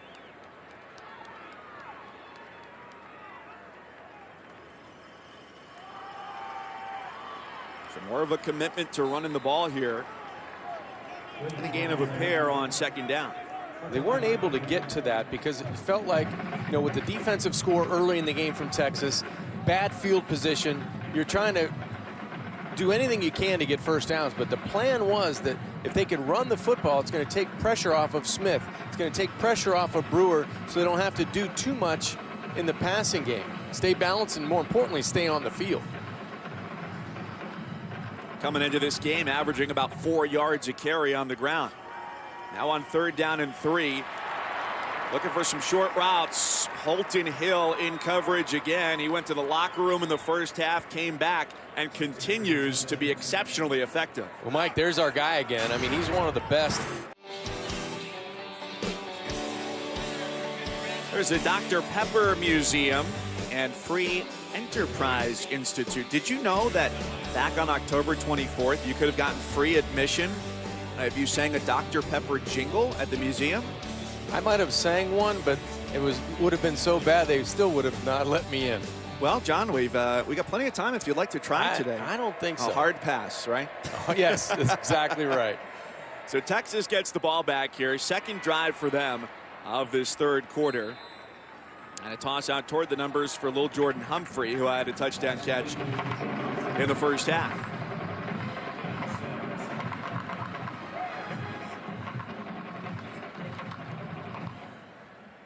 Four-man rush against Buechele, who realizes his window was quickly closing. And he gets clobbered by James Lynch. Speaking of Dr. Pepper, it's time for our championship drive update. Brought to you by Dr. Pepper. It's a great week in the Big 12 with 5 ranked teams in the conference. And another high-scoring affair going on right now with Oklahoma State up by 20 on top of West Virginia in the 3rd on ABC. How about Iowa State? That's the surprise, I think, of the Big 12. And another opportunity for them here to get, they're not surprising anyone at this point, but to get another big upset going up against the top team in the league. Buechele with quick footwork, but not quick enough to get away from the rush. Ira Lewis, first man on the scene. Well, we mentioned Ira Lewis in the run game most of the day, but also now comes on a little bit of a twist, a game up front, and is able to find Shane Buechele in the pocket. Credit the secondary, nowhere to throw the football, and then quickly, all 290 pounds of Ira Lewis on top of the Longhorns quarterback.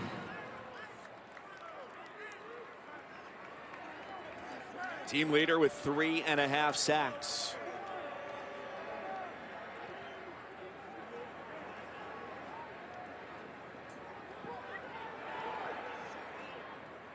Nice extra Longhorns bounce on the end of the punt from Dixon.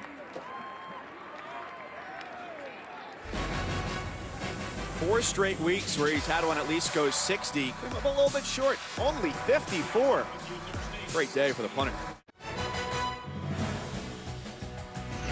ESPN College Football, brought to you by Kraft Macaroni and Cheese, the part of parenting that's impossible to mess up. And the Mazda CX-5, driving matters.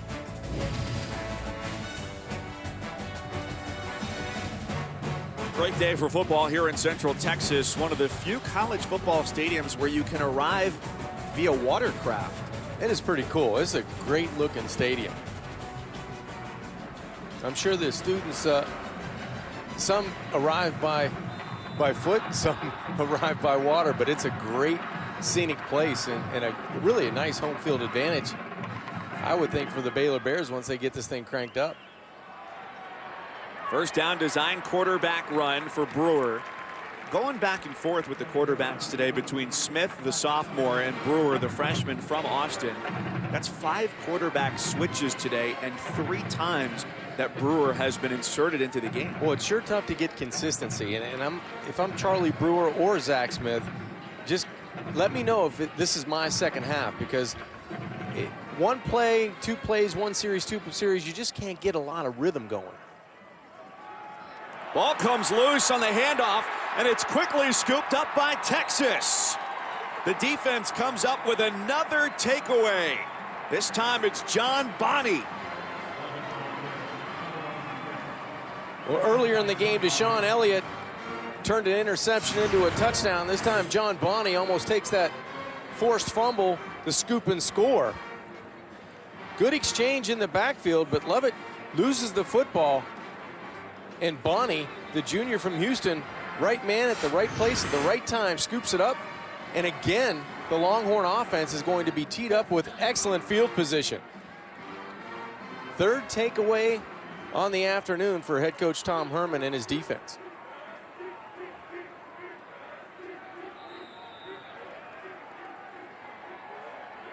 First and 10 at the 16-yard line.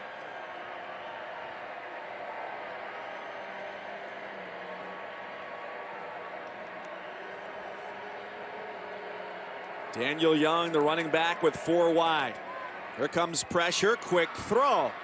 Johnson down to about the 11 or 12-yard line. Phil Snow, the defensive coordinator for Baylor, made an interesting observation. He said it's not a lot of plays that become troublesome for his team. It's 4 or 5 plays throughout the game, and it hasn't necessarily been the defense breaking down today, but the offense more so. Well, they need to hold up here against sudden change on defense.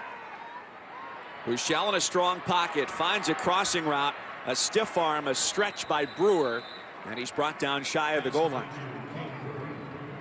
Great effort by Cade Brewer. He's trying to get that football to touch the edge of that pylon, but he gets the Longhorns inside of the 3-yard line down to the 2, where it'll be first and goal. Not very efficient in the red zone, but they need to finish here, take control of this football game. Rhule one-on-one to the end zone. Incomplete, looking for Johnson, who's got a height advantage over just about anybody at 6'6". Arnold battling that height to the short side of the field. It's a good first down call, and it's a good opportunity to get your 6'6" wide receiver. Just give him a chance to go up and get it, but Arnold was there on first and goal. Design run right side, still standing. Lewis falls on top of Carter. Well, Lewis has had an outstanding game for the Bears. All along that line of scrimmage, he's been dominant at the point of attack, and he'll need to do it again. I think the Longhorns going to go north and south maybe here. Carter again, he wants to go to the left side, and there's a flag as the play is blown dead. Offense, number 32. 5-yard penalty, 3rd down. That's on the other running back who is there, the lead blocker, Daniel Young. Some of those mistakes you just can't have when you have the football first and goal at the 2, and now you're outside of the 5-yard line, which tells me Shane Buechele is going to have an opportunity to throw the football here. Slant routes, corner routes, that's where you're looking. Buechele and the Longhorns looking for 6. And a throw to the goal line for Joe is down at the 1. Looks like they're going to give him the catch inside the 1. That offensive line, are they going to ask him to move the football, or are they going to bring on the field goal unit? So the offense goes off the field here. 6:20 to go in the 3rd. And if they didn't have that penalty, how much simpler it might have been. Any kind of points right now are good points, and with the way Joshua Rowland's been kicking the football, you want to give him the easiest opportunity possible. This one is it. From 18. And he's got it. So Texas gets the points it was looking for. 24-7 Longhorns.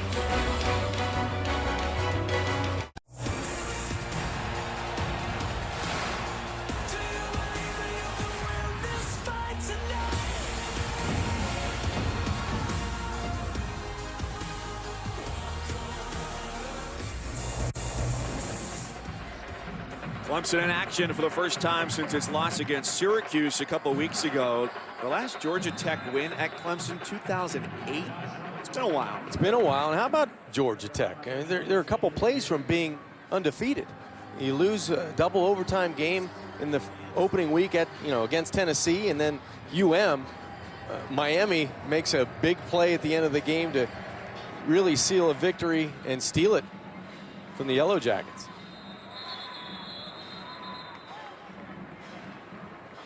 .555 in the 3rd. We'll go to the studio. Here's Chris Cotter. All right, John just mentioned Miami having to steal that one against the Jackets late. They may need to do the same thing in Chapel Hill. Here's Anthony Ratliff-Williams on the trickeration to Bo Corrales for the score. It's just a 4-point lead for Miami right now over on ESPN2. Well, look out when everybody's saying all hope is lost for the one-win Tar Heels. They got a game. Dangerous at home. But Miami, they've been finding ways to win games. They did it at Florida State. They did it at home against Georgia Tech. They survived against Syracuse.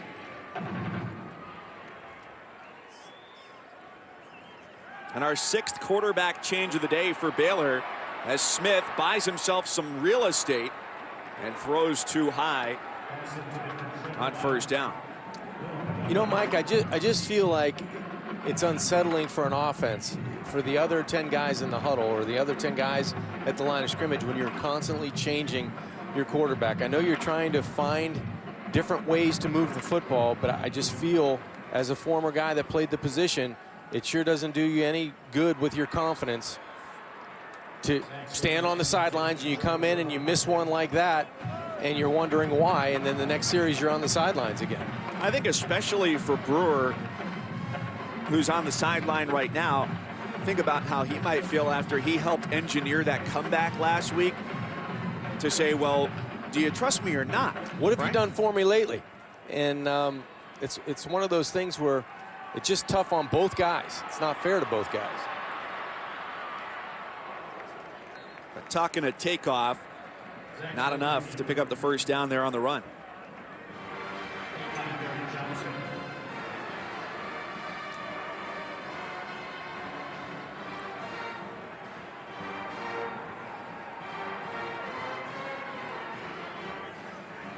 So while the Baylor defense has done its part, you know, we talked about it in the commercial, it's got to be the shortest field goal in college football this year. That it's was right up there with them. That's on the right. 1-yard line, an 18-yard kick.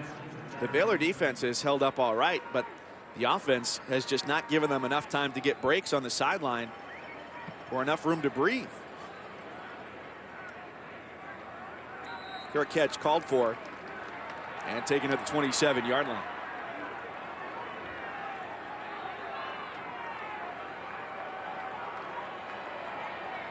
And as you talked about with Chris in Miami, Georgia Tech in close plays throughout the year, these teams have known that the close play is so important. It's defined the season for both Texas and Baylor. Well, how about just the overtime period for Texas? That's really defined their season. They lose a close one out at USC early in the game.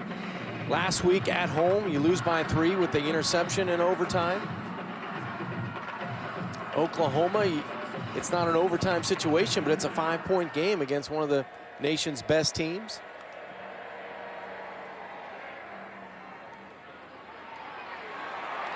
Who's shallow at the target toward the outside. Dorian Leonard, the first down catch, dragged down by Jamison Houston. And the plays last week that defined those games came down right to the very end, whether it was an interception for one side or a sack for the other at the end of the game. Here's Carter breaking away down the sideline. First down and then some, finally corralled after he gets away. The freshman from Houston off and running, picks up 24. Mike, I love the pad level of Carter. Once he gets hit, he just springs off of the would-be tackler and propels himself down the field. They don't give him any time to breathe. They give it right back to him, as a matter of fact. Bravion Roy and James Lynch hit him. I think it's shot time right here. Maybe a little play action and throw the football up. John Burt, we haven't called his name. He's to the wide side up top of the screen. Little play action, give me a shot from Shane Buechele. Off the fake, little Jordan Humphrey with a hurdle down the sideline. Some athleticism from the sophomore, helping to make something out of almost nothing, gets 25. Little Jordan goes vertical. That was nice. Just a simple play action, bubble screen outside, good blocking on the perimeter, and then he's going to get the ball down to the 15-yard line. Yeah, little Jordan goes jump man. That's right. 3.5 third quarter.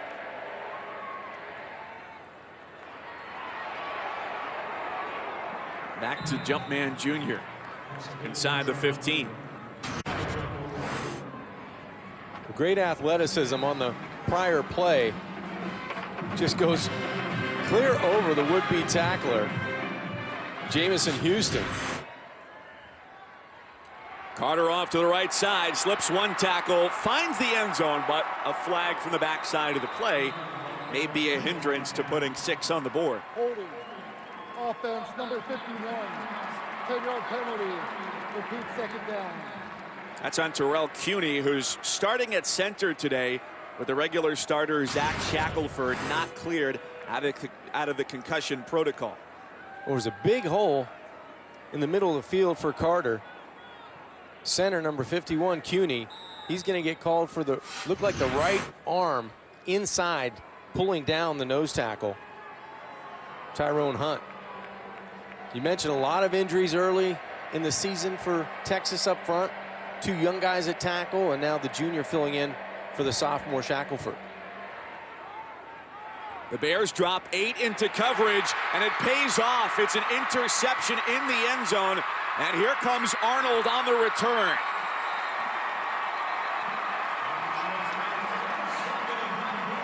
Grayland Arnold picks off Shane Buechele. Baylor has some life late in the third. This defense has done a great job of turning away Texas when they've had opportunities close to the red zone or in the red zone. Buechele had what he wanted here.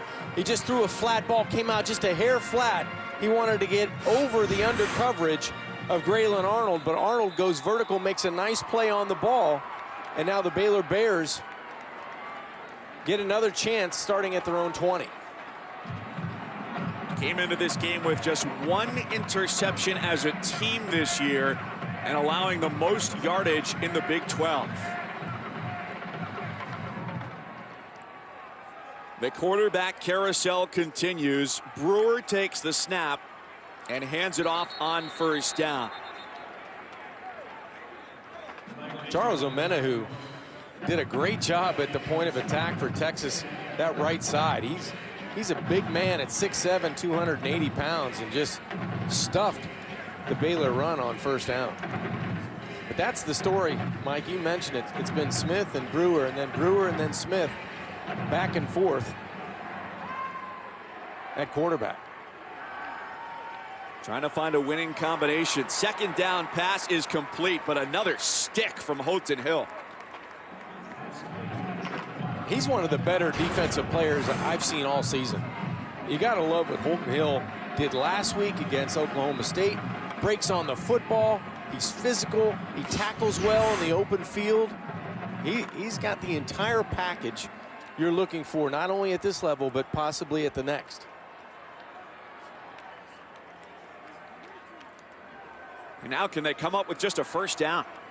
After showing soft coverage, the Longhorns press up on the edges.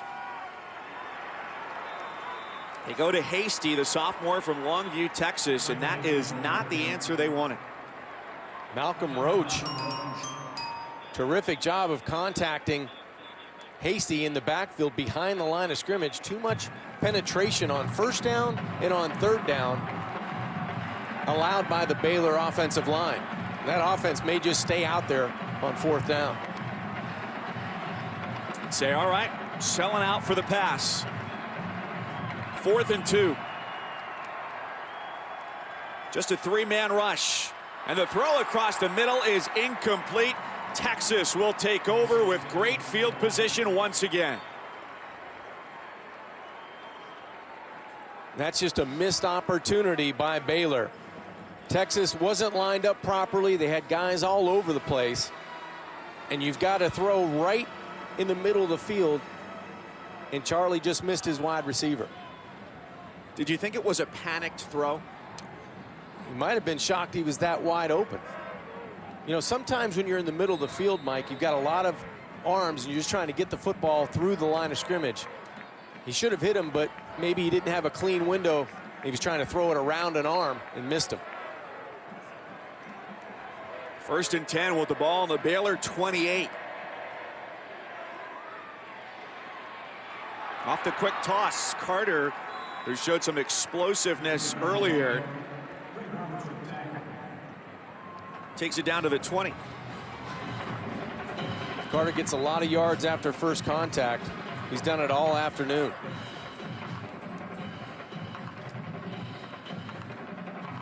And he's been the guy in this formation whenever Buechele has cleared out. Trying to turn the corner. Real estate not available. Just 15 seconds left here in the third quarter. They can let it wind down if they choose. And they'd be wise to do it with a 24-7 advantage.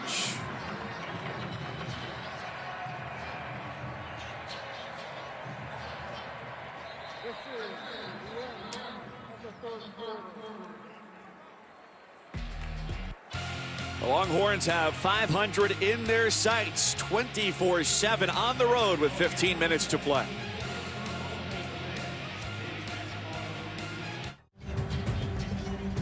Three-score game as we go to the fourth quarter. Texas up 24-7, and a handoff here to start the fourth quarter. Ends with a touchdown for Tennille Carter.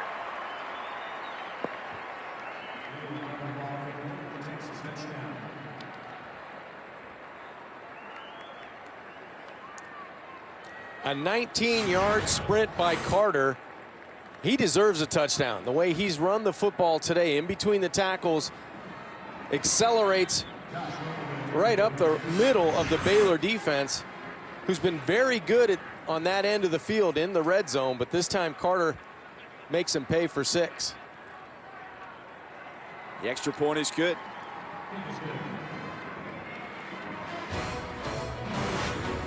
A 4-man stable at running back, but Tennille Carter has no problem being a feature guy today. Untouched until the goal line. In for 6.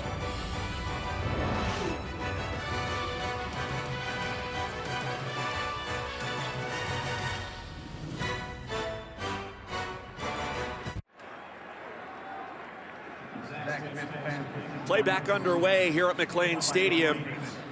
First down opportunity for Jamichael Hasty.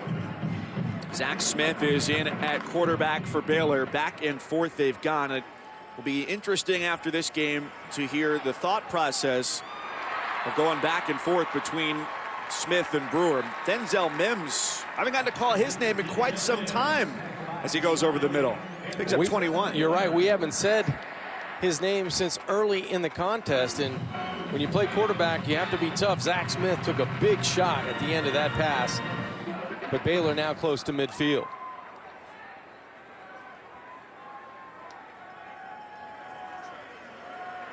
Baylor holds up with the blitz, and the throw is just off target, intended for Pooh Strickland. And I think the play before affected that pass on first down. And as Zach Smith's going to come out of the game holding his right side, his right shoulder, this is a big shot at the end of this.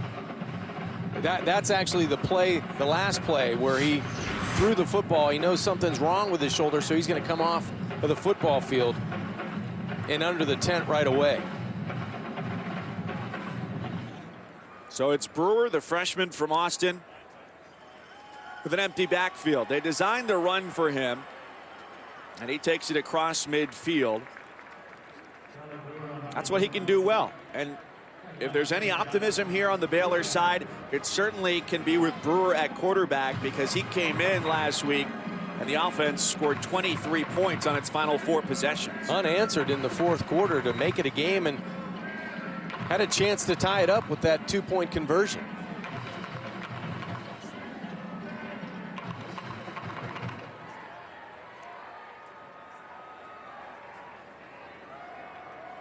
Can they keep the chains moving? Pass is caught inside the 40-yard line, and a first down. Trevor White makes the catch. Just the second time they've been able to move the chains on third down. It's been problematic considering that coming into this drive, half of their opportunities today on their drives have either been turnovers or 3-and-outs. And Brewer just hits the turf.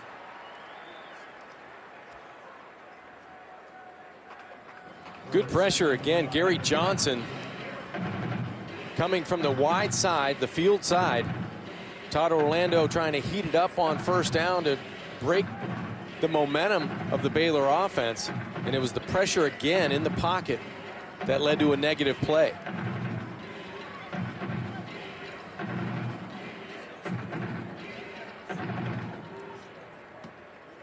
Second and 25.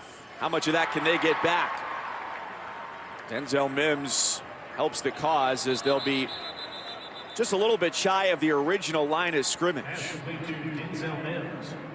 It's a guy who comes in averaging 20 yards a catch and tied for the 4th most touchdown catches in FBS.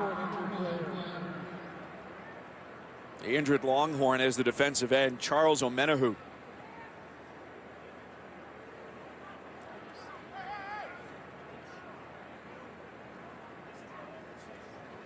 He's been part of a very effective defensive end rotation this year for defensive coordinator Todd Orlando. Yeah, it's been Roach and Hager, Omenihu. You know, Poona Ford up front has had an excellent game as well, as we see Charles get up on his feet with some help.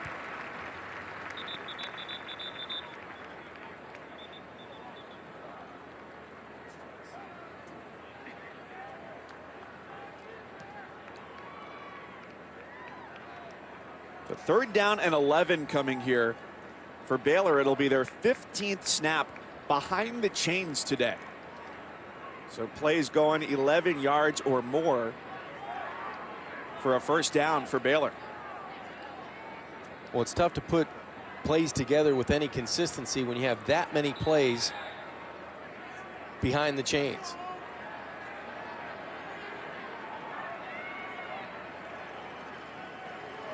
Against a 4-man rush. There goes Brewer. Pressure from the backside. His sideline throw is caught at the 35. Trevor White again. 2 catches for White. And the Baylor offense is going to stay out on the field for 4th down. Just good effort by Charlie Brewer. He takes a big shot at the end of that play from Gary Johnson, but is still accurate with the football down the field. Tough freshman quarterback. That's the danger for any quarterback playing against the Texas defense. They will come after you. He's going to have to stand in there and deliver on 4th down. 4th and 8, and a fastball right to the sticks. Close, but a 1st down. Marcus Jones, who started out as a wide receiver, moved to defensive back, now back at wide receiver. 1st down.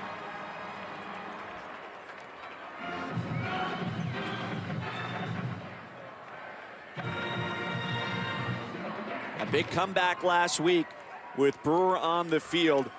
Fell just a couple points shy against West Virginia, in big part due to Treston Ebner, who had 3 4th-quarter touchdowns. There's still plenty of time in this football game with just under 11 minutes left to go. Baylor needs 6 points here. You got to protect the football and find a way to get it to your playmakers. We've mentioned Denzel Mims a couple of times in this drive, White a couple of times in this drive. Going to need that explosive play for a touchdown. Mims lined up at the bottom of the screen. Brewer looks that way and now just may take off. He does, as he gets tackled hard from the backside by Malik Jefferson. There is no foul for a horse-collar tackle. The quarterback is not pinned down. 3rd down.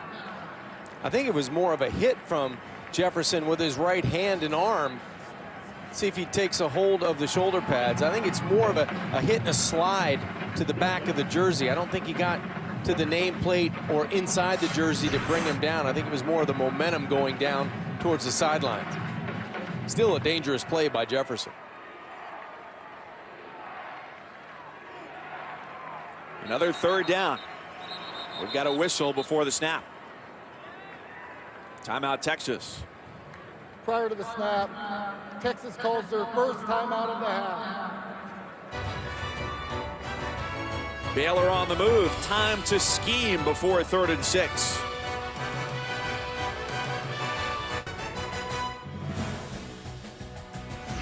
ESPN College Football is presented by Vizio, maker of award-winning 4K displays, and in part by Elite PM. Elite PM for a better AM. 4-down territory the rest of the way here for Baylor. Down 31-7 on its home turf in search of win number 1 on the year. It'd be just their second in the last calendar year as Texas with the lead tries to go to 500 on the season. Charlie Brewer and the Bears with a 3rd and 6. And that pass is tipped at the line of scrimmage. Malcolm Roach getting a hand on it and making it 4th down and 6. Well, Mike, just a couple minutes ago before the break, you mentioned all the talent that Texas has at the defensive end position. Now Malcolm Roach pitches in to do his part on 3rd down. That's a good defense and an improving defense since that first game for Todd Orlando, their defensive coordinator. Lighter 3rd down package that he said he started doing in his days back at Utah State. On 4th down, he dials up some pressure. A throw to the end zone through the hands of Mims and incomplete. They looked for their top target and he could not reel it in. That was a pretty good throw by Charlie Brewer. He put it in a spot where Mims could come down with it in the front corner of the end zone. You have when you're down the way Baylor's down 31-7 in the 4th quarter, you need to find ways to make plays, especially when they mean touchdowns. Texas takes over after a missed opportunity that was oh so close to a touchdown. You can't ask any more from Charlie Brewer on 4th down. He put it right in the hands of Denzel Mims. He just dropped the football. At 6'3", you got to go up and make that play, make it 31-14, and now you feel like you've got a ball game in the 4th quarter. We expect to see a heavy dose of running the football here with Texas in control under 10 minutes in the 4th quarter.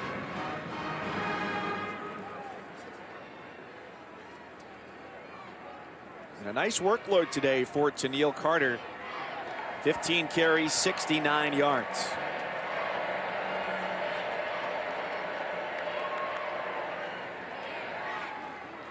Dropping the arm angle for a dart to the sideline, Dorian Leonard. And those are plays that are just an extension of the running game. That's that quick screen, a little sidearm pitch to the short side of the field, and just as good as a running play to get yourself in a 3rd and very manageable situation.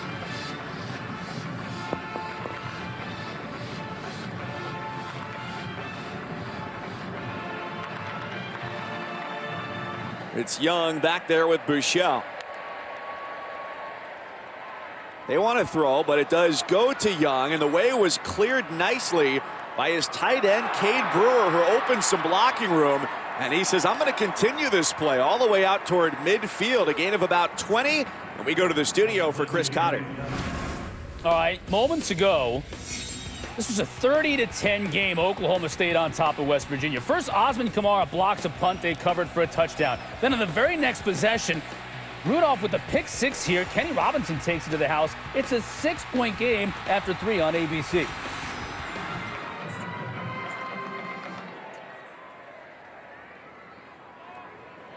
Back to the air here. It's Humphrey who makes the catch and picks up 5 or 6. Well, somewhere it's a great day for the West Virginia defense. Tony Gibson and company. Special teams get a block in the end zone and back in the football game.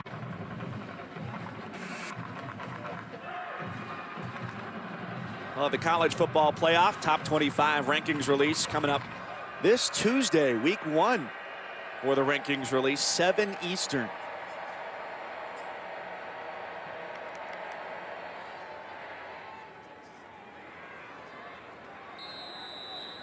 Keeper through the middle.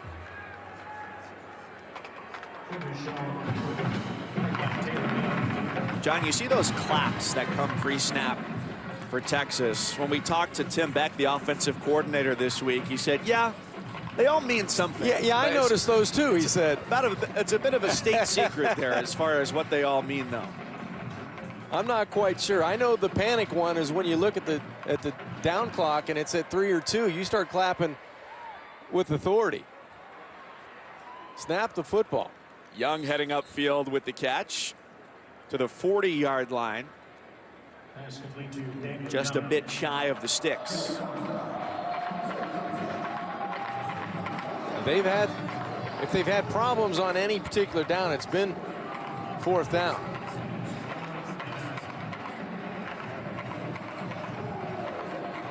Just looking to salt this one away. Take this play clock all the way down and potentially call a timeout.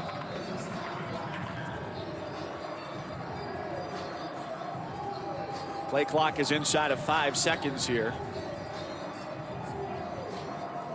And it is indeed a Texas timeout.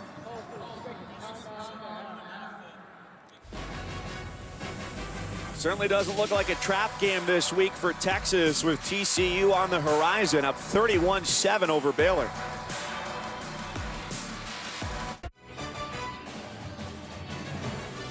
Some folks headed for the exits here across the Brazos River.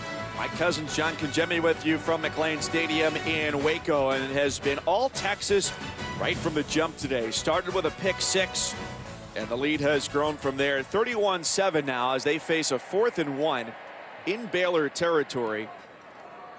And with one of the best punters in the country, elect to put him to work here, and it's another one that he lands inside the 10-yard line.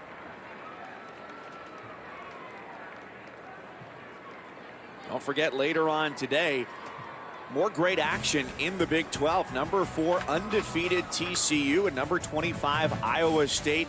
Clash of the top 2 defenses in the Big 12. That's 3:30 Eastern, 12:30 Pacific on ABC or ESPN2. Make sure to check your local listings for the game in your area. You can also find it on the ESPN app. Iowa State winners of 3 straight. Number 88, now 18.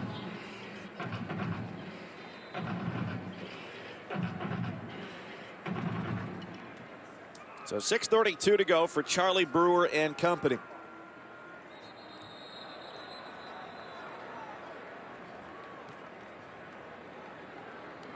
Ball start. Offense. Number 72. Half the distance to the goal. 1st down. It's on the right guard, Blake Blackmar.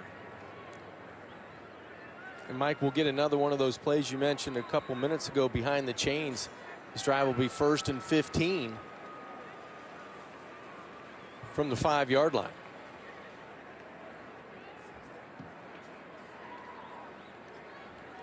It'll bring up the 16th play behind the chains this afternoon for Baylor. Dangerous play coming out of the end zone for Brewer, who's just got to use his legs to escape. John Bonney came flying in there over the block to get close to the quarterback. That's one thing that the Texas defense has been able to do, is apply pressure in the backfield, force negative plays, and really be stingy against the run. The first week, not so good, but in the next 6 weeks, they've really turned it around on defense, and today's numbers an example of that. Throw parallel to the goal line. A juke and a couple defenders miss as Hasty cuts it upfield.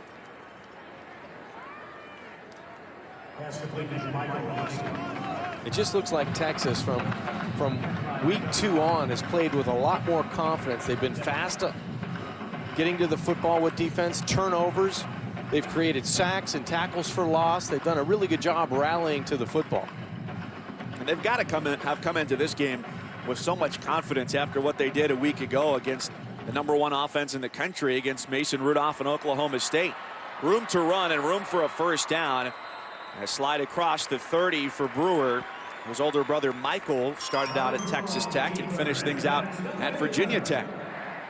16 yards on the scramble, gets him out of the shadow of their goalpost and gets the freshman quarterback some more experience in this 4th quarter.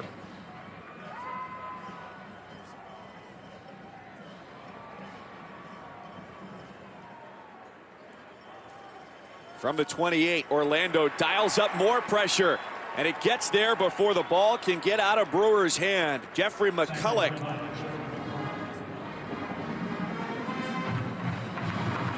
There's that pressure we were talking about, Mike, from the edge of the Texas defense. They do it with safeties, they do it with linebackers, coming from all angles, and the 3 guys up front hold their own, and they allow some pressure off the edge.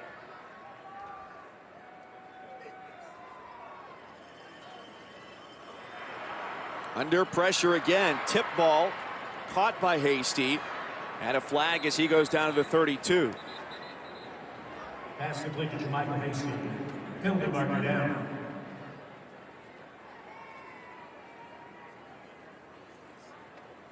Legal block in the back. Offense, number 16. The penalty is declined. 3rd down. John, the conversation has started in some circles, and I think fairly so, after you start to see what kind of production Todd Orlando's defense has put together, that here's a guy who may not be all too long for the Texas staff, and for good reasons, because he might be a guy who gets viewed as a head coach down the road. Well, he's got great experience on the defensive side. This is his 3rd year with Tom Herman. Another big pressure, another big sack, that time by Jefferson, another linebacker, and there's Todd on the sidelines. And it's been masterful what he's done after that opening week loss against Maryland. He's really turned it around in terms of sacks and tackles for loss, and relying on guys like Hill and Elliott and Jefferson and Ford to be the playmakers up front. That's what's really turned it around. The scheme and the players coming together and creating those negative plays. That was the 9th tackle for a loss. It makes it so that Connor Martin has to punt out of his own end zone. Great starting field position for the Longhorns, right near midfield. They've got 3:28 to wind off the clock. That stands between them and win number 4.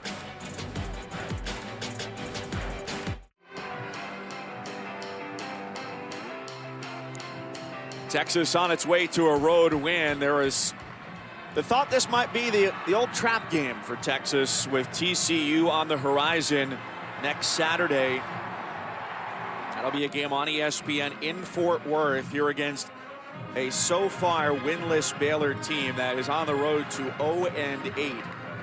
Texas has played well right from the opening gun. Rushing the ball today 31 times, 124 yards. So under their season average of 151 a game.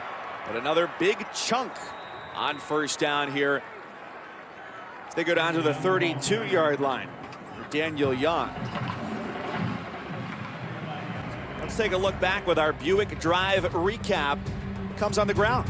Well, he's done a nice job establishing the line of scrimmage, and yards after first contact for Carter has been the key, especially in the 2nd half. He's had more room to run. He's been bouncing off Baylor defenders and finding the end zone, more importantly, for 6 points. And it's been a good job by the offensive line, a line that's been banged up for most of the year. You get Cuny in at center for Shackelford today, and he held his own in the middle of that Longhorn offensive line.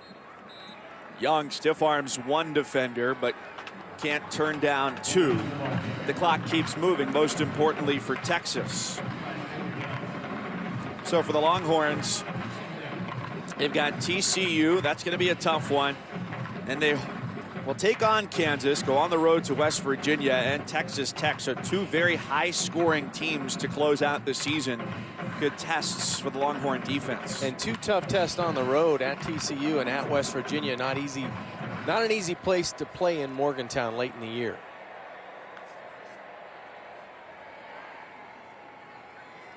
The flag as the run goes off to the left side. Young escapes everybody and ends up in the end zone, but a flag is back the 31-yard line.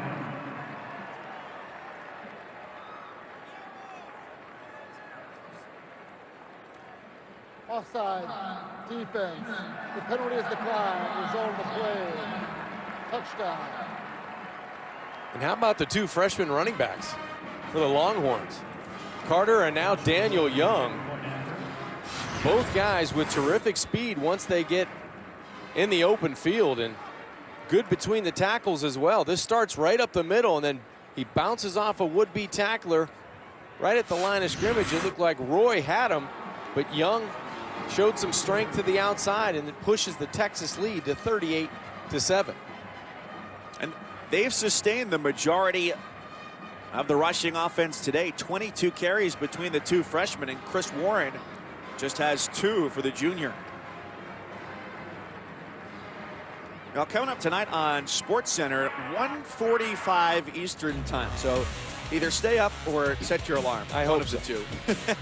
After USC Arizona State on ESPN, Kirk Herbstreit gives us a look at who his top 4 should be on Tuesday, plus the teams with the easiest path to the college football playoff. And Mark Teixeira and David Ross will have a breakdown of Game 4 of the World Series. Sports Center with Linda Cohn and Neil Everett, also streaming on the ESPN app. It's good if you're in Pacific time, 10:45. I can make that. Yeah. And Well, you know what? The flight gets in tonight at Miami probably around midnight. that's so right before might be last able- call on the East Coast That's at right. 1:45. That's right. Of course, depending on your municipality, certain larger cities, your mileage may vary with last call. Thank you, sir. May I have another?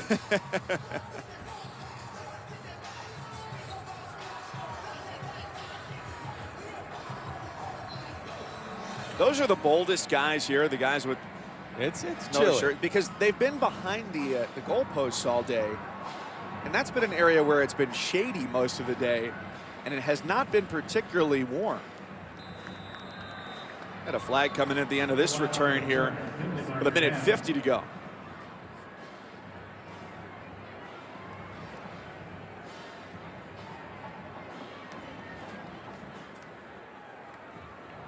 Personal foul, face mask, defense, direction, team, number 35. 15 yards added to the end of the run. First down. Is that the area you were talking about, Mike? Those are the culprits. Looks like they're having fun and they're enjoying a pretty easy win by the Longhorns of Texas. They did a great job establishing their will on defense with that defensive score right out of the gate, and their offense really got on track behind Buechele at quarterback today. And the quest becomes, as you look at the remaining schedule for Texas, coming into this game, they knew that they needed to get a win in 3 out of their last 5 games to become bowl eligible. So they're 4-4 after today. They've got to find 2 wins between TCU, Kansas, West Virginia, and Texas Tech. On the flip side, the question becomes for Baylor, where does, if it does come, number one, the first win? And all you have to do is look ahead to next week when you have Baylor taking on Kansas, the 2 bottom teams in the Big 12.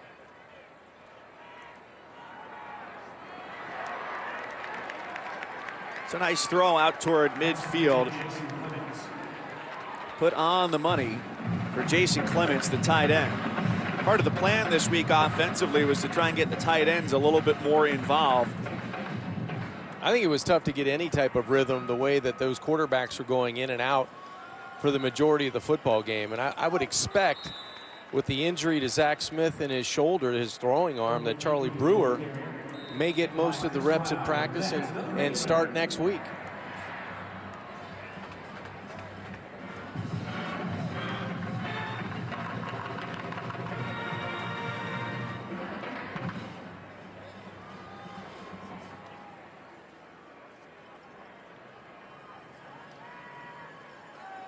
Brewer with the keep and a fastball. Thrown a little bit behind, and it's dropped by Clements. Week 8 Monday Night Football on ESPN. A nice AFC West rivalry matchup at Arrowhead. Broncos and Chiefs, who sit at 5-2 in first place. Monday Night Countdown gets things rolling, 6 Eastern. The game also on ESPN2 in Spanish. You got the pride of Waco High School, a Texas high school football Hall of Famer, and Derek Johnson suiting up there more than a decade into the league with Kansas City. How about Jamal Charles coming back to Kansas City? That should be nice. What kind of reception do you think he'll get considering he stayed in the division? I think you may get a mixed review there. Probably a clap in the beginning and then nothing but boos after that.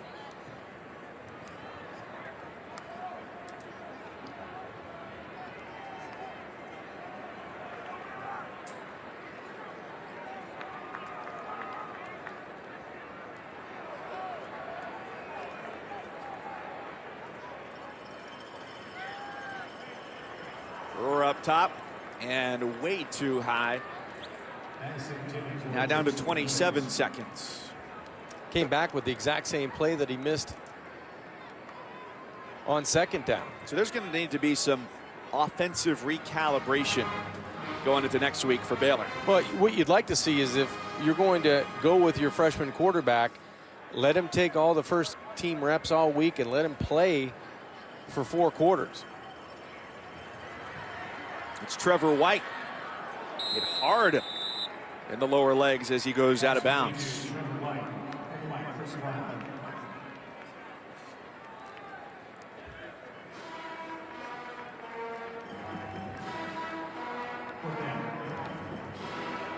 It's another strong effort this week from the Texas defense after last week holding the #1 offense in FBS to 13 points when they came in averaging 51 and no touchdown passes. Here they hold Baylor to just 7. And now there will be questions, of course, as well, of health on the other side when Sam Ehlinger is able to return, cleared out of that concussion protocol. Longhorns certainly hope it's soon, along with their center, Zach Shackelford. Well, you hope that Ehlinger is able to come back and he's going to be out of concussion protocol, but the way Shane Buechele threw the football today, and more importantly, he's able to run it. You know, that ankle looked good. Looked great on that 28-yard touchdown run. You're right. So not good, but great. He looked great on that run. So for a guy that, you know, has that tag where he's not real mobile, he's more of a pocket guy, he's accurate, he relies on his accuracy.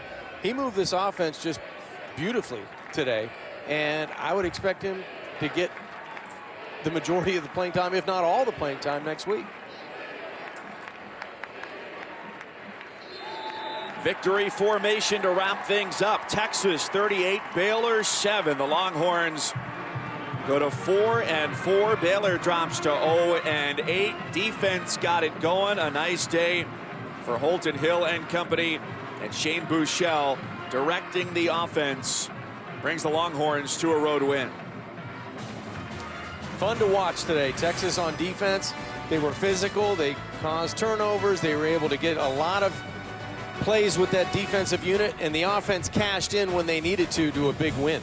Our production team today led by Eric Postman, spotter Tim Swartz, statistician Joe Sullivan. On behalf of my partner John Kajemi and our crew here in Waco, I'm Mike Cousins saying thanks for watching the Longhorns winners over Baylor.